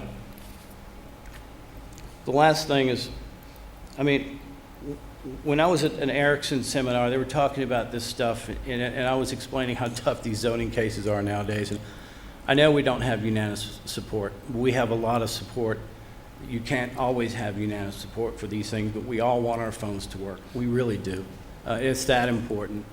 But the Erickson guy was saying how amazing the technology they're bringing to us at our fingertips. And it's really important that we want to push a button and make a call. We all need that from this aspect. I guess that's it. Again, it's not us versus them. We appreciate what they're doing. We respect their opinion. And we've talked to them quite a bit over the last few weeks. And we just need to extend this tower to get this thing working again. We've already lost one. We're not putting additional. I would like to get some feedback from our emergency management coordinator.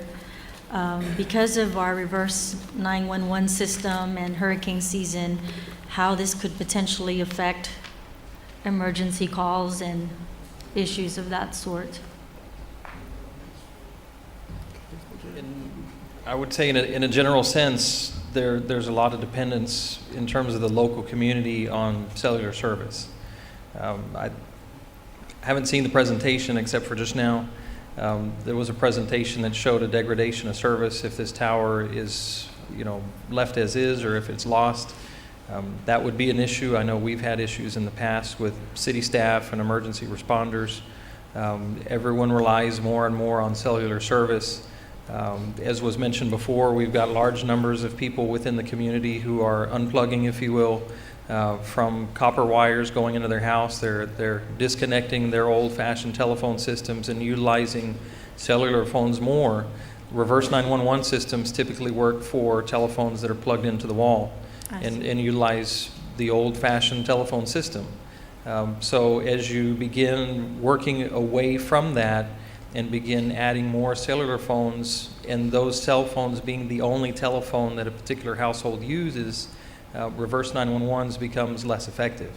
You've got to find ways to encourage residents to register their phones, and when they change phone numbers, remember that they need to change the phone number through the registration process. It's much more difficult than it is. So in short, I would say cellular service is important. Obviously, community residents have concerns. They have issues. They live right next to it. At the same time, I would say the support of the cellular system in general is very important to the city of Brownsville, not just to city officials and emergency responders, but to local residents. Emergency responders coming down from other parts of the state during hurricanes obviously will rely heavily on cellular systems as well. Mayor, I just don't want to get away from the focus.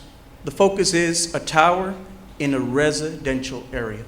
That's the focus here. This is what we're dealing with. We're dealing with a tower in a residential area. I don't think that's your focus. What I'm getting at, no, I wasn't directing it at you. What I'm getting at is this, we passed an ordinance that says that you cannot construct a tower in a residential area. Now you want to expand.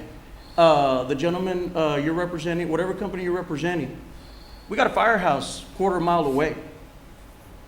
Right away from there. We got a firehouse a quarter mile away that's city property where a tower could easily go.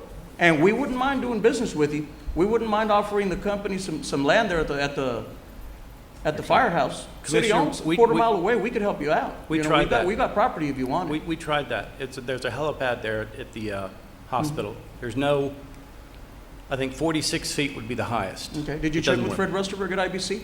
I'm sorry? Did you check with Fred Rusterberg at IBC? They were willing to go into it? They're right down the street. No, we did not. They're probably within 500 feet of you. We did not. We tried the hospital, we tried the water tower, we tried the fire station. Okay. Okay, just a second, Commissioner Gown, please. Wait, before you sit back down, you mentioned, sir, you mentioned that you tried those 3 places. What else did you try? What are your alternatives? Because well, the first thing is the ordinance does say use maximize your existing facilities, and we're looking for structures rather than building a new tower. We see what the ordinance says, and we follow the ordinance. So that's the first situation. We tried. There's a tower behind the hospital that's too short and not sturdy enough for 2.5 carriers. And we tried the water tower on Alton Glover that we were rejected from PUB from going on top of that. There are no other vertical opportunities there, and that's what we're looking at. On a previous situation, looking for towers in the immediate area, we ran into the FAA situation for the fire station. So what you're saying is there's no other place in Brownsville to build the tower? No. I would have to go back to that cell. That's one cell is one that's covering that little area, and within that area, you may have, sure.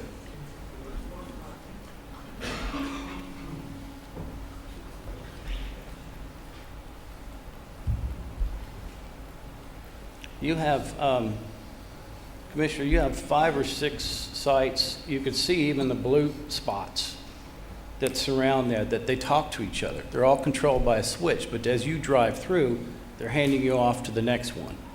So if you look at the one we're at there, it's got to be generally in that northeast corner of that intersection. And if you get further, you start getting into the one up there at the sports complex and the one out there on 511 that they're not even shown in there. And the reason is because they have coverage already in the light green area. But in the major intersections, you need heavy green. So you got to stay within that ring. Now, this is the projected or this is the current status? That would be the proposed new site This at is projected, 135. and if you go to the next screen, that's the current. Yeah, that's off air. That's the current, that's. And that is what it was on the existing 300 foot. So, and this is what it would look like if we get an additional 35 feet. Still not complete.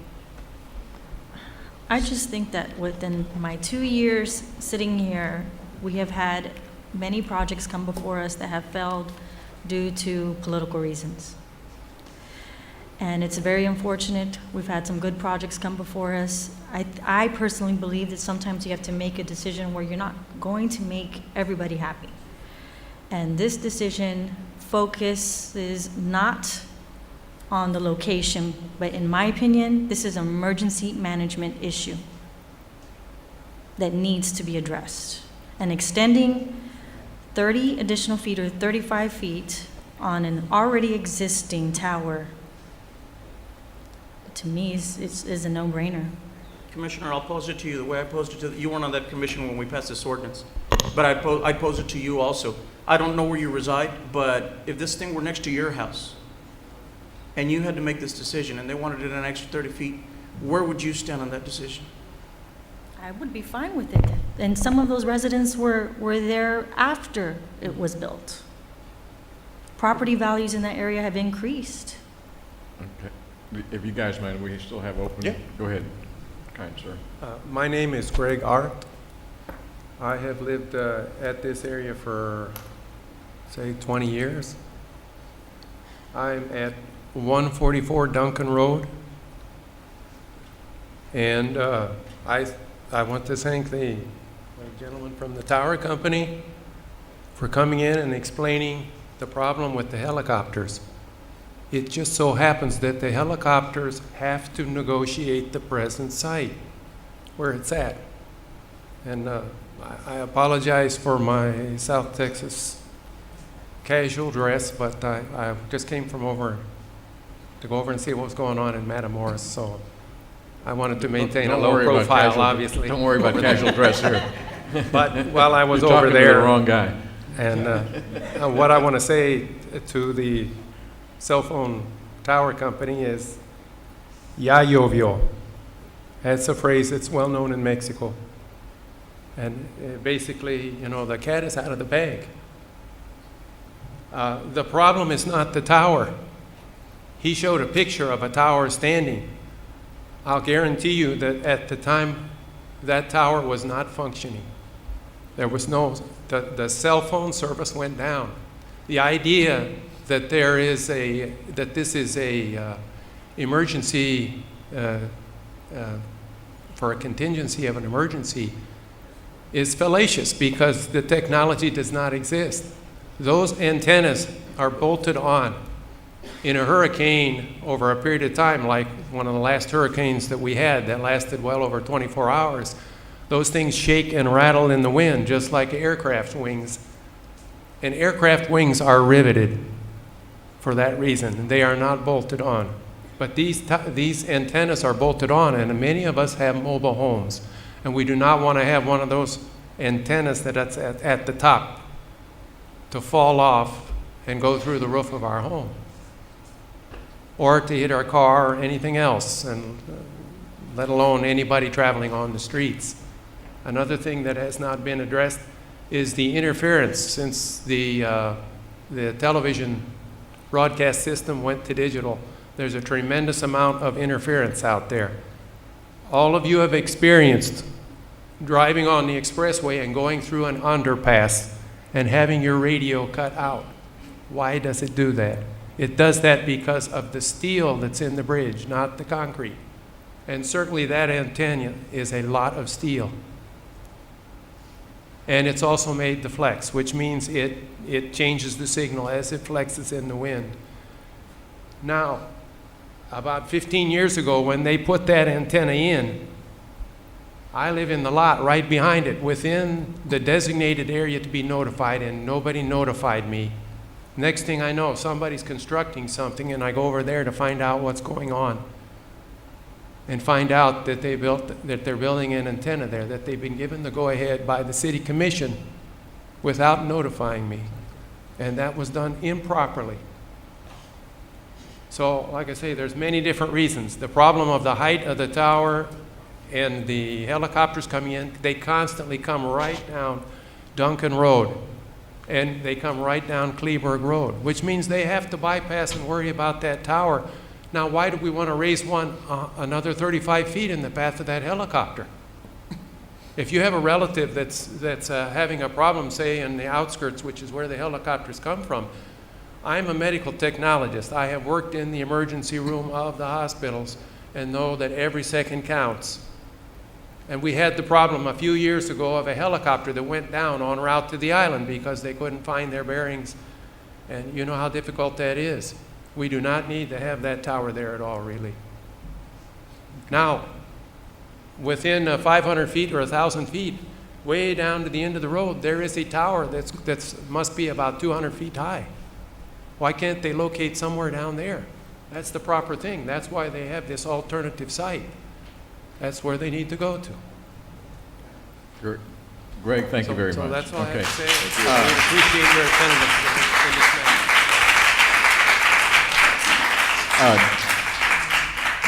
We'd like to go ahead and go ahead, Brad. I'd like to keep this open as long as possible. We can't continue indefinitely. So. I just had a question. If he was rejected from the water tower, doesn't the city own the water tower? Isn't it PUB? Or not? PUB. Is there, what's the reason why it was rejected, just out of curiosity?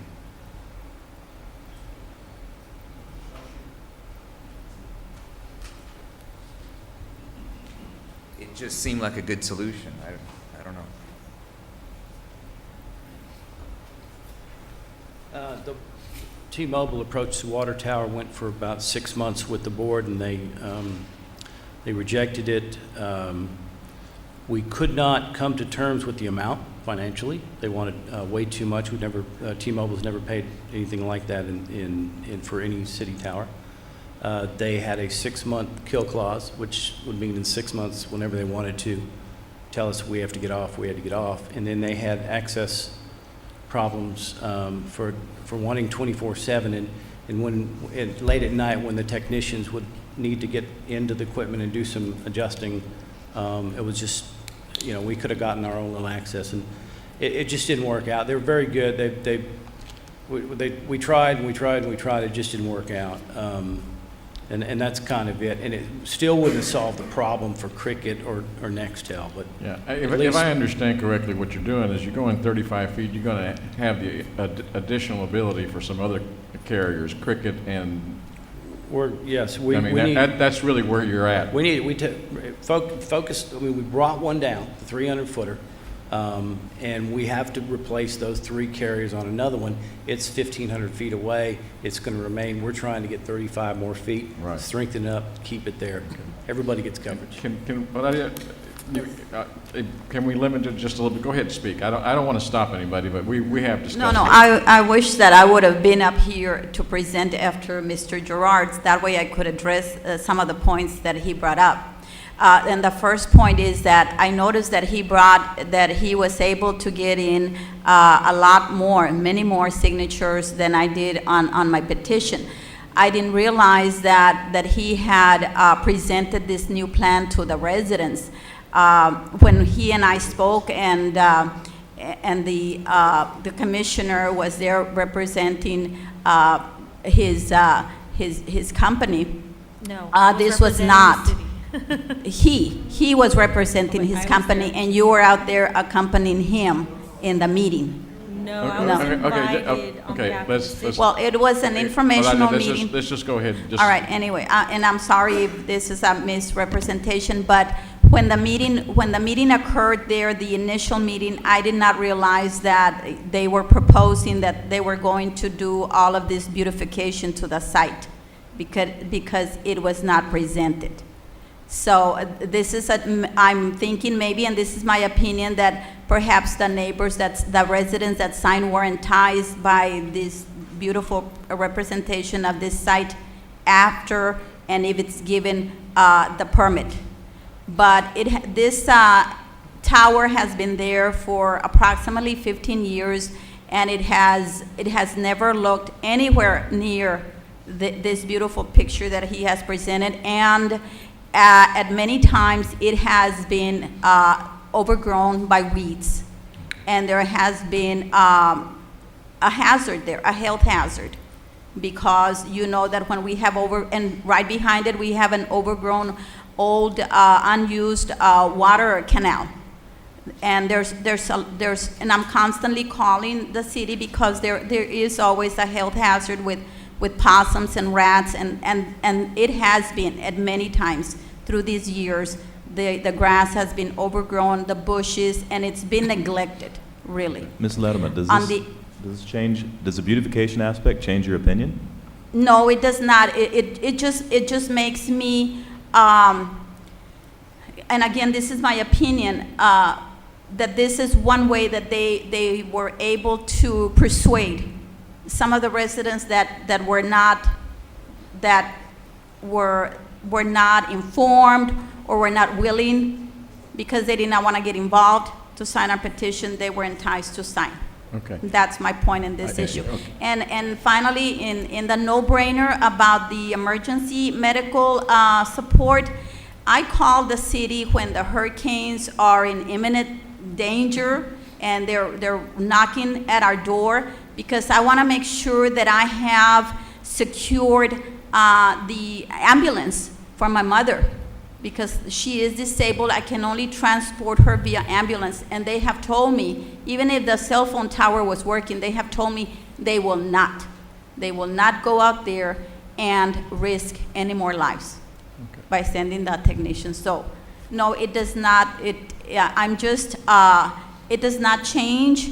I'm just impressed and surprised that they are now contemplating all these different actions when there wasn't before. Okay, and I appreciate that. Thank you. Anybody, any other comment? I think the only question, and I hate to put Jeff on the line here, but is this a safety issue in any way?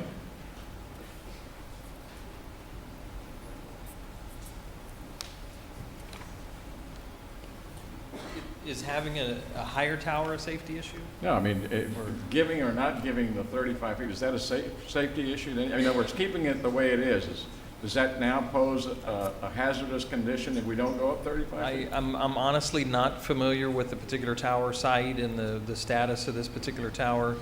I know the city's got towers and they're designed to specific specifications, but I'm not Do familiar we know enough what with the this wind particular resistance site. of this tower is? I don't. Yes, The applicant has said 100 miles per hour. It's at 100 miles per hour. And the proposed 35-foot extension would be at 150 or 130? 130 for 3-second gusts? Have we discussed this fully? Have a motion to close public? Also move. Second. All those in favor say aye. Aye. Okay, I'll entertain a motion. I move to deny. Second. Second. All those in favor say aye. Aye. Aye. Opposed? Nay. Okay, denied. Next hearing? Item 10, public hearing and action to authorize the City of Brownsville Police Department to apply for the fiscal year 2011 Edward Byrne Memorial Justice Assistance Grant Program in the amount of $88,294. Mayor, members of the City Commission, good evening. About 2 weeks ago, we were notified by the Department of Justice that the City of Brownsville and Cameron County were eligible to receive a disparate allocation Justice Assistance Grant Award in the amount of $88,294. Now, respectively, the Department of Justice has allocated $60,001 to the City of Brownsville and $28,293 for Cameron County. There are several conditions here before we apply for the grant. One is that we meet as entities and discuss the allocations that were recommended by the Department of Justice. Myself and Mr. Pete Sepulveda, the county administrator, have met. We have gone through this process numerous times in the past years. We decided at this time that it was best that the amounts that have been recommended by the Department of Justice, that we keep those amounts. In other words, we don't give up any money like we've been giving up in the past years. That was one of the conditions, so we've done that already. Second is to bring it before our respective governmental bodies for a public hearing, and also a recommendation from each as to what we propose to do with this funding. For us, very simple, for $60,000, we're proposing to purchase 18 portable radios that are analog digital so that we can continue on our plan to be compliant for P25 by the year 2015. For the county, they'll be doing their presentation in 2 days on the 23rd. Their proposal to them is to buy numerous pieces of equipment for the numerous law enforcement agencies that they have within the county, such as the constable's office, district attorney's office, and the juvenile justice program that they have. So it is a public hearing. We'd like to get this done tonight so that we could apply by no later than July the 21st, because there is a deadline of July the 31st. Public hearing is now open. Mayor, I move to close public hearing. Second. All those in favor say aye. Aye. Aye. Move to approve. Second. All those in favor say aye. Aye. You got it. Thank you, Mayor. Thank you, Commissioners. Item 11, public comment.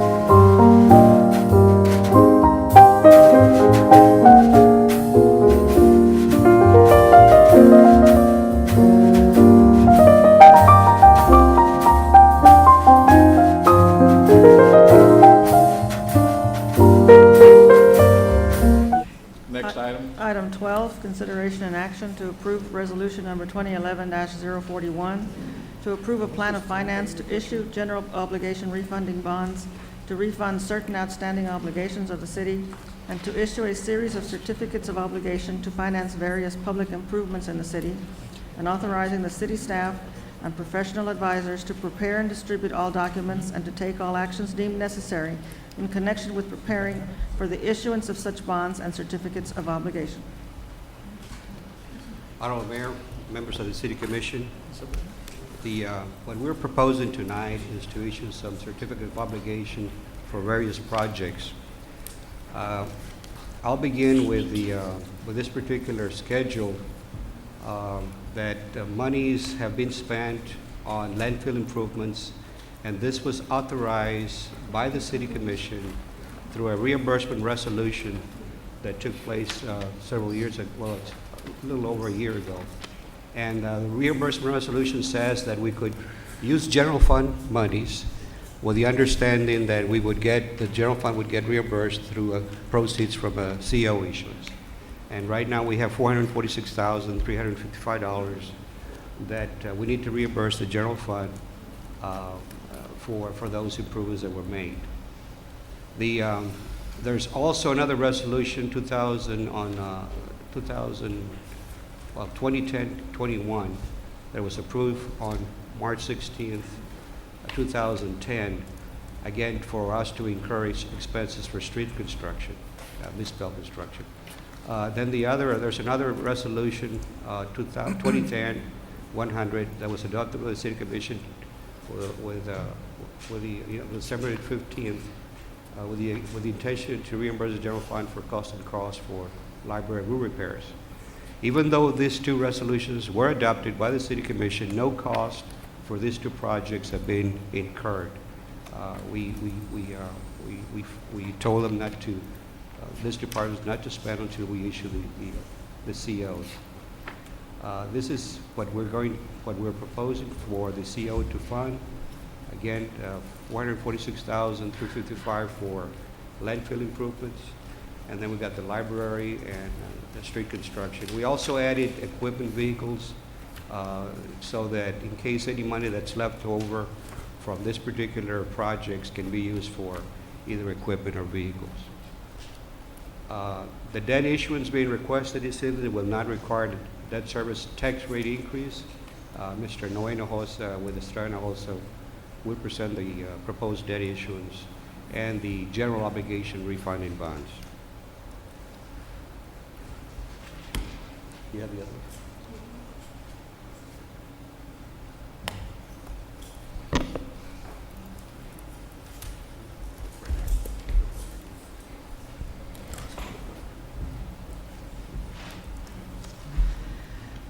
Mr. Mayor, members of the commission, my name is Noe Hinojosa with Estrada Hinojosa and Company.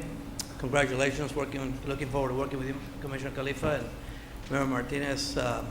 Thank you for spending already a couple of hours of your time right before you were sworn in attempting to understand in a very candid fashion the debt condition of the city and its relationship with PUB and so on and so forth. And I hope tonight we can clarify a couple of more matters and hopefully you guys can proceed with this financing.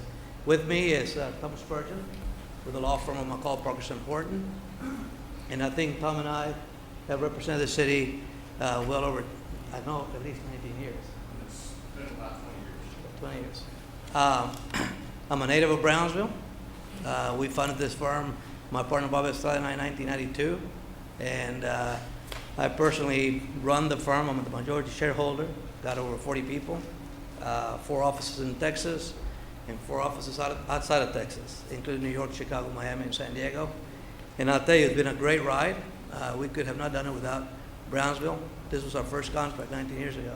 And I still come here because I consider this my hometown. So having said that, I want to just share with you that we don't come as your advisor to instruct you or to demand from you how to finance your projects. Basically, over many, many years that we've done our work here, we rely on your staff, we rely on policymakers to tell us about what their wishes are.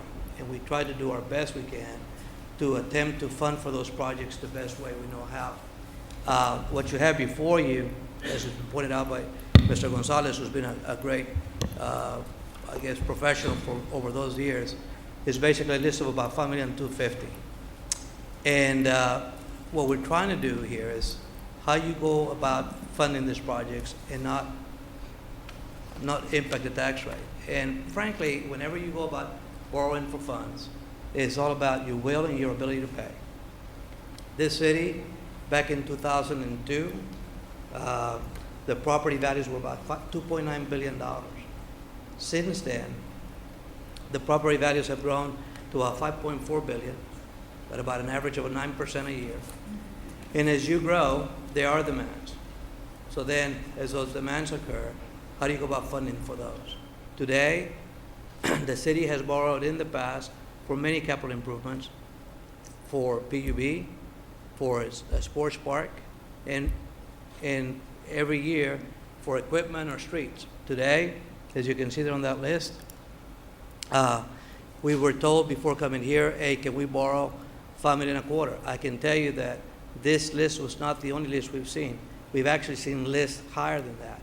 Our function is to basically empower you and empower staff with giving you options to try to fund with the least impact on the tax rate, because in the end, you have to have the will to impose the tax rate. What the plan today basically includes is doing about $5.4 million to finance about $5.25 million. It takes money to fund these projects. It's about $150,000 or $200,000 to fund for these projects. anytime that the city of Brownsville accesses the markets, we got to go to a third party to get an opinion for credit ratings. And that opinion today basically tells the investors that the city of Brownsville's credit is in the high A category. If you were to borrow these funds, the objective is to maintain those ratings so that you can attain an interest rate that everybody can live with. I'll tell you that today, if you were to not borrow any money, the current principal outstanding of this city is about $158 million. If you borrow no money during this fiscal year, it'll drop to about $153 million. What you're doing here is you're not adding debt to existing debt. You're managing, or you're trying to manage what you have currently outstanding by borrowing at least what you are paying off. And property values, as we have put them together here in this analysis, and you're going to see this in a minute, we have projected a 1% increase. Very likely, you will have a no growth in property values this year. That has been experienced all over Texas. Our firm represents many cities around the state, and I can tell you these are challenging times, and I understand the pressures not only that you have as policymakers in dealing with the citizens, but also the taxpayers, and having to see this needs, how to go about funding them. So for all practical purposes, I just want to go over to how the city goes about funding its projects. When I give you this analysis about the fact that if you sell no debt, would the payments drop? If you go to this packet that I just shared with you, go to page 304 in the packet and take you over to column L, as in loud, I guess. You'll see that in this year, the mortgage payment for the city's general obligation debt, and this, when I say general obligation debt, this is debt supported by property taxes. The mortgage payment on this year was about $14.7 million. If you do absolutely nothing today, or for that matter within this fiscal year, your mortgage payments will drop to about $13.6 million. So you have $1.1 million in mortgage payment drop. As you go further down the years, you'll see that some of those payments will stay in the same range, the same category.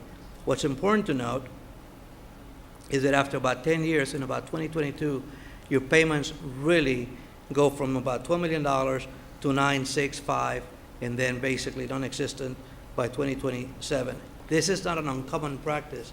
Anytime that a city goes out and borrows money, the more you pay in cash, the more you have to sacrifice your operating budget, or for that matter, sacrifice the taxpayer today, to be able to make the capital improvement. If you don't borrow money, you can't go out about funding for a project and spreading that pain of making the payment over the course of the life expectancy of that capital project you're making improvements for. So what we try to do is try to fund for projects in the best way you're willing and able to pay for them in the whole scheme of things. This city has had its tax rate since about 2002 and before at about 68 cents. Today it's about 67 cents. Can I interrupt you for 1 second? Yes, sir. When I came in 2003, we were at approximately 191, close to about 190, anywhere between 191 and 193 million. Yes, sir. Because of the restructuring that your company has done, and because of old notes prior to yourself that have come in, you know, for us to be at 154,000 right now and 191 within 8 years shows that, against popular comment there, that this is getting done. We are reducing to some extent, you know, $40,000 in 8 years with the way a municipality functions is pretty good. It functions very well. I have yet to receive ill advice from when you come before us.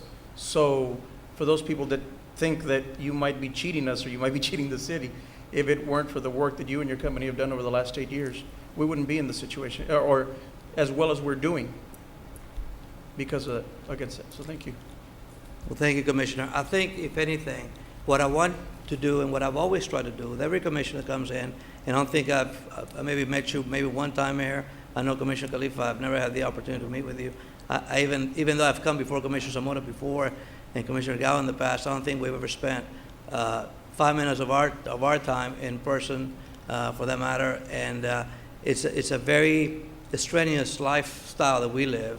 The fact of the matter is that our firm did last year about 300 financings, close to $33 billion worth of financings. I come here to tell you that, to me, it takes a lot of great pride to come here and tell you in conscience that, hey, this city, despite all the pressures, despite the fact that you deal with what a city like Dallas, where I live today, in terms of its sales tax, how it fluctuates, how it's exposed to what happens across the river, and that's where I was raised, by the way, for 15 years. You know, we've always told that story. We've always told the story about living on the border, and the fact that when we go to someone in New York City, that, hey, we may be poor, but we're proud, and we do it right. And I think that when you find somebody like PUB haven't been as successful as they have been, I mean, the fact of the matter is, I think I shared a study with you, Mayor, the other day, that when you look at the combination of water and sewer rates coupled with electric rates, and how when you put those three together, I mean, that is the best thing that the city can offer when you compare it to Harlingen or McAllen, in that they have a CP&L or someone equivalent, I think it's called something else. We have a PUB, and PUB has been a great asset to us in something that we have to continue to nurture. But I guess my point to you, going back to this issue, Commissioner, I think whenever we were told or have been asked by staff or policymakers about how much can we afford, we don't come here to say to you, go borrow 150 million, go borrow 50 or 30. It's what you can deal with, what you can borrow within.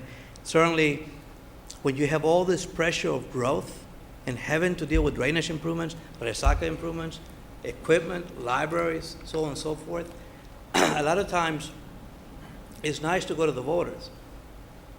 A lot of times, if you go to the voters, you can't get a bond election approved, yet you continue to grow, and you continue to have those needs. So somebody, not us, it was an investment banking firm that created that statute, the Certificate of Obligation Act. I think Tom can tell you about the law side, and they can tell you that the CO Act was created only in Texas for the benefit of communities that grow really fast. And that if in fact someone at the policy level is irresponsible about the way they go about issuing debt, they can be subjected to a referendum by getting enough signatures and telling you, you're not going to issue this debt. You're going to have a referendum. And there are processes for that. And the Attorney General of Texas does that. And of course, anything that we've done for this city, anything that this city has done, has always been approved by the Attorney General's office. Now, having said that, going back to the next, to what I want to share with you is that, oops, I think I went a little fast. This page 404, when you go look at column E as in Edward, and then F as in Frank, row number 5, you'll see there that we're looking at financing about $5,420,000. You go down to row number 7, the TIC there is 4.93%. That's what is being calculated. I would dare to say that my guys who ran those numbers are probably about 0.5% higher than what we actually get. Probably get a 443. In fact, we represent Cameron County. We don't represent the Alamos College, but we represent Cameron County. We got a rate of 4.19% on a 20-year financing. So when we go out and represent you as your advisor, we make sure that you get a good rate, that you get good terms on your loan, and that's what we expect to do. So basically here, what you're seeing basically in column E as in Edward is your annual mortgage payments on that financing, and they go out for 20 years. The next page, on page F as in, the next column, column F as in Frank, you'll see what we're doing with this refinancing. We're refinancing some debt for purposes of tonight. Tonight, by the way, we're not doing the financing. We're doing the financing probably in about a month from now. We're showing you what we believe is a worst-case scenario. By restructuring this debt, you're able to achieve what? You achieve the goal of not having to raise taxes in order to fund $5.4 million. Today, if you were to not do that restructuring, that refunding, very likely you have to raise taxes on it. Well, I think that the will of today's commissioners, today's city commission, is very much like in the past. Let's do as much as we can within the parameters that we've always worked under. And unless you want to raise taxes, we can do more.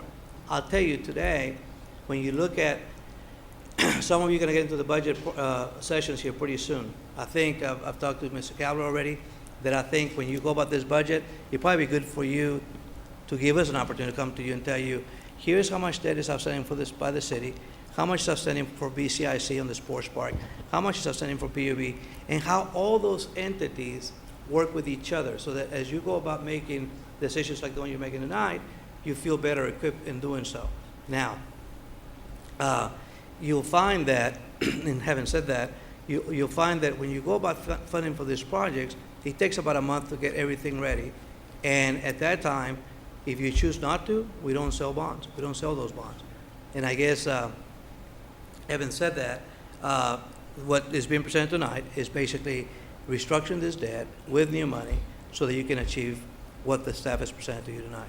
In order for us to get there, the very last page, you have a timetable there that basically tonight, if the city commission approves this ordinance, we will publish a notice of intent on or about June 24th and then July 1st, and that's what the statute requires the city to do, so that then on or about August the 2nd, you will sell the certificates. And that's my presentation. If you have any questions, I'll be more than happy to entertain some of those. Does anybody have any questions? Mayor, I would like to address the commission. It's not a public comment. I'm familiar with this matter, and I just want to familiarize the commission and the mayor with some information that I have concerning to some of the items that you presented. You know, It's very important that I tell you.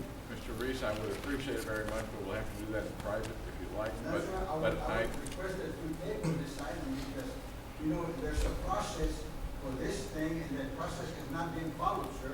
Okay, I So appreciate that would give you sufficient reason to seize it. You just don't pick that number up on the sky and say this is what we need. Okay, appreciate your comments. Gentlemen, this is an action item, number 12. I'll entertain a motion. Move to approve. Second. Okay, we have a motion made and seconded. All those in favor say aye. Aye. All those opposed? Motion carries. Item number 13. Item 13, consideration and action to approve resolution number 2011-042 to authorize publication of notice of intention to issue certificates of obligation to finance various public improvements in the city. Honorable Mayor, members of the City Commission, this resolution authorizes us to publish this notice in the newspaper of our intention to issue the certificates of obligation. Would approve. Second. All those in favor say aye. Aye. All those opposed? Motion carries. Item number 14. Item 14, consideration and action to approve an interlocal agreement between the City of Brownsville Police Department and the City of Hidalgo to accept a Motorola GTR 800 expandable site subsystem as awarded from the U.S. Department of Homeland Security through the Texas Division of Emergency Management. Mayor, members of the City Commission, good evening. I'd like to make a note to correct that it's the County of Hidalgo, not the City of Hidalgo, and the City of Brownsville. That was a typo on our part. So it is the County of Hidalgo. Basically, Mayor, members of the City Commission, the County of Hidalgo, acting as the regional representative of the Lower Rio Grande Development Council, has been awarded a 2009 Law Enforcement Accreditation Program State Homeland Security Program grant in the amount of $838,233.65. This grant award is to expand the existing Motorola 800 megahertz Project 25 regional interoperable radio system. Basically, what the interlocal agreement does is that we take or accept a piece of radio equipment which is classified as a Motorola GTR 800 expandable site subsystem, which is valued at approximately $46,000, and pretty much puts it in our hands to continue the upgrade of our radio interoperability system, and that we're liable for the maintenance of it and the care of it. This is an action item.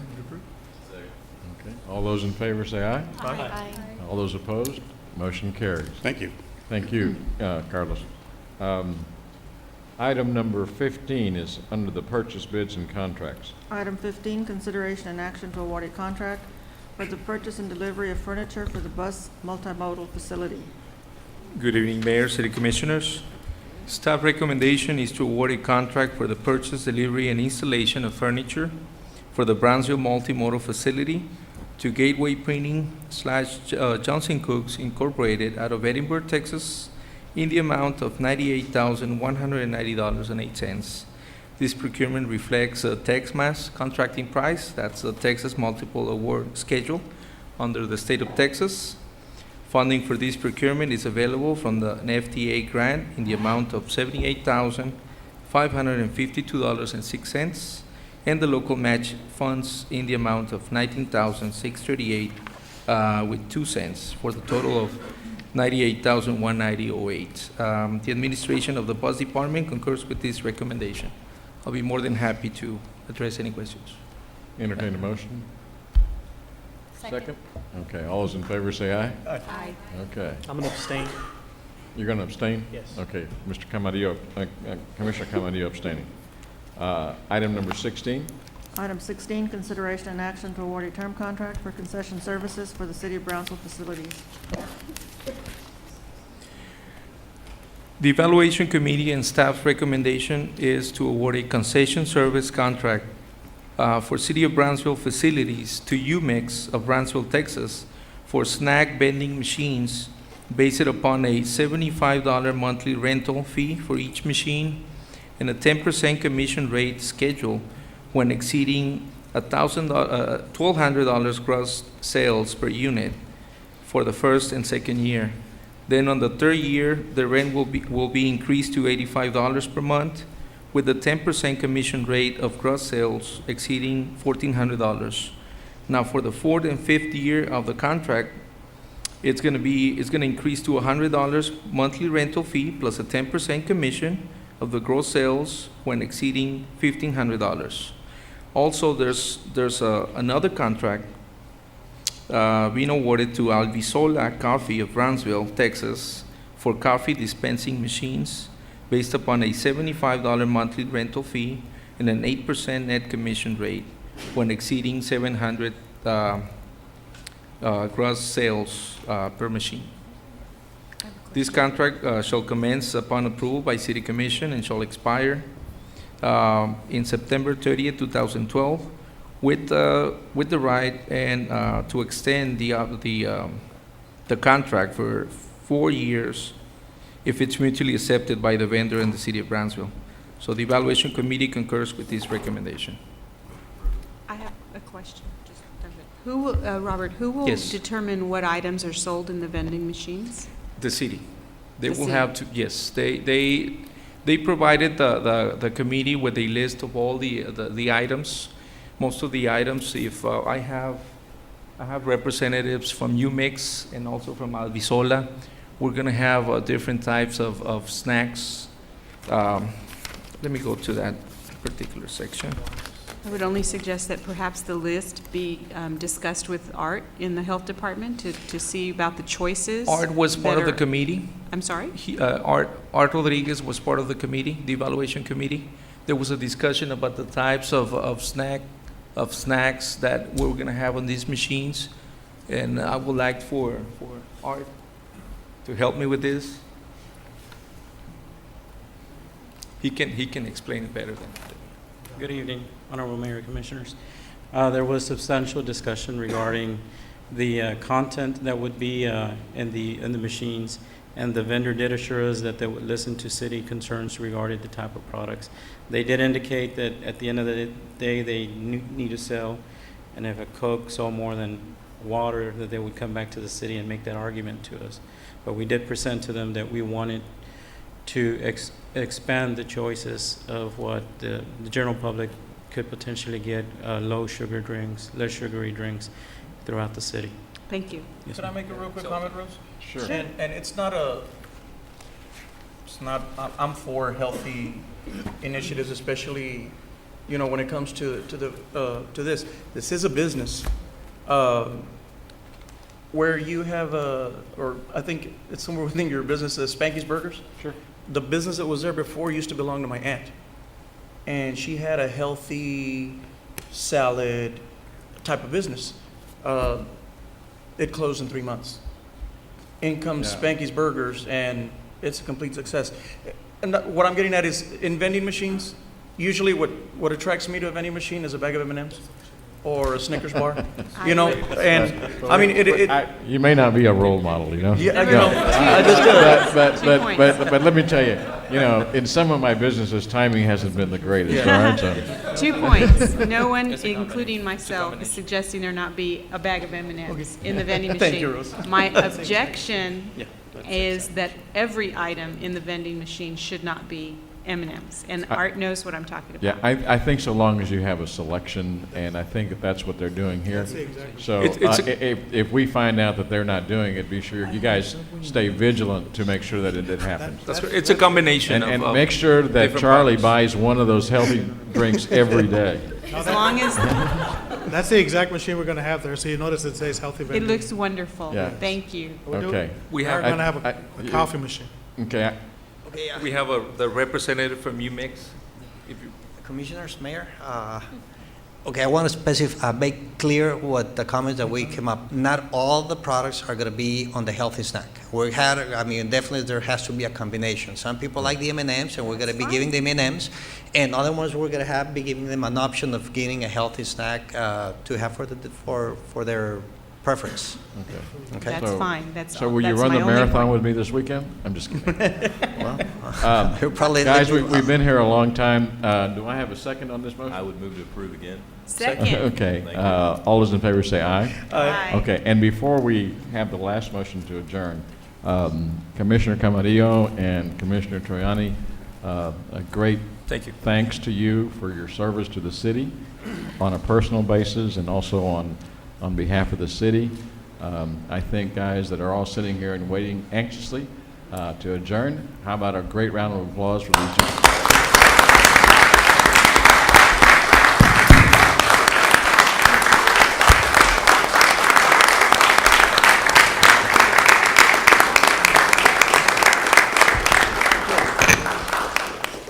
Anthony, would you all like to say something before? Okay. No? Okay. And then the last thing, or I keep saying the last thing twice. Stella, I think we've posted an emergency meeting for Thursday to accommodate the new commissioners-to-be, the commissioners-elect. So I invite each and every one of you to come join the celebration, and they will be sworn in on Thursday. What time would that be, guys? 6 p.m. At 6 o'clock. So everybody make sure to mark your calendars. Should be a joyous event. Everybody, I'm sure, has campaigned long and hard, and we welcome these new commissioners. Okay, now I entertain.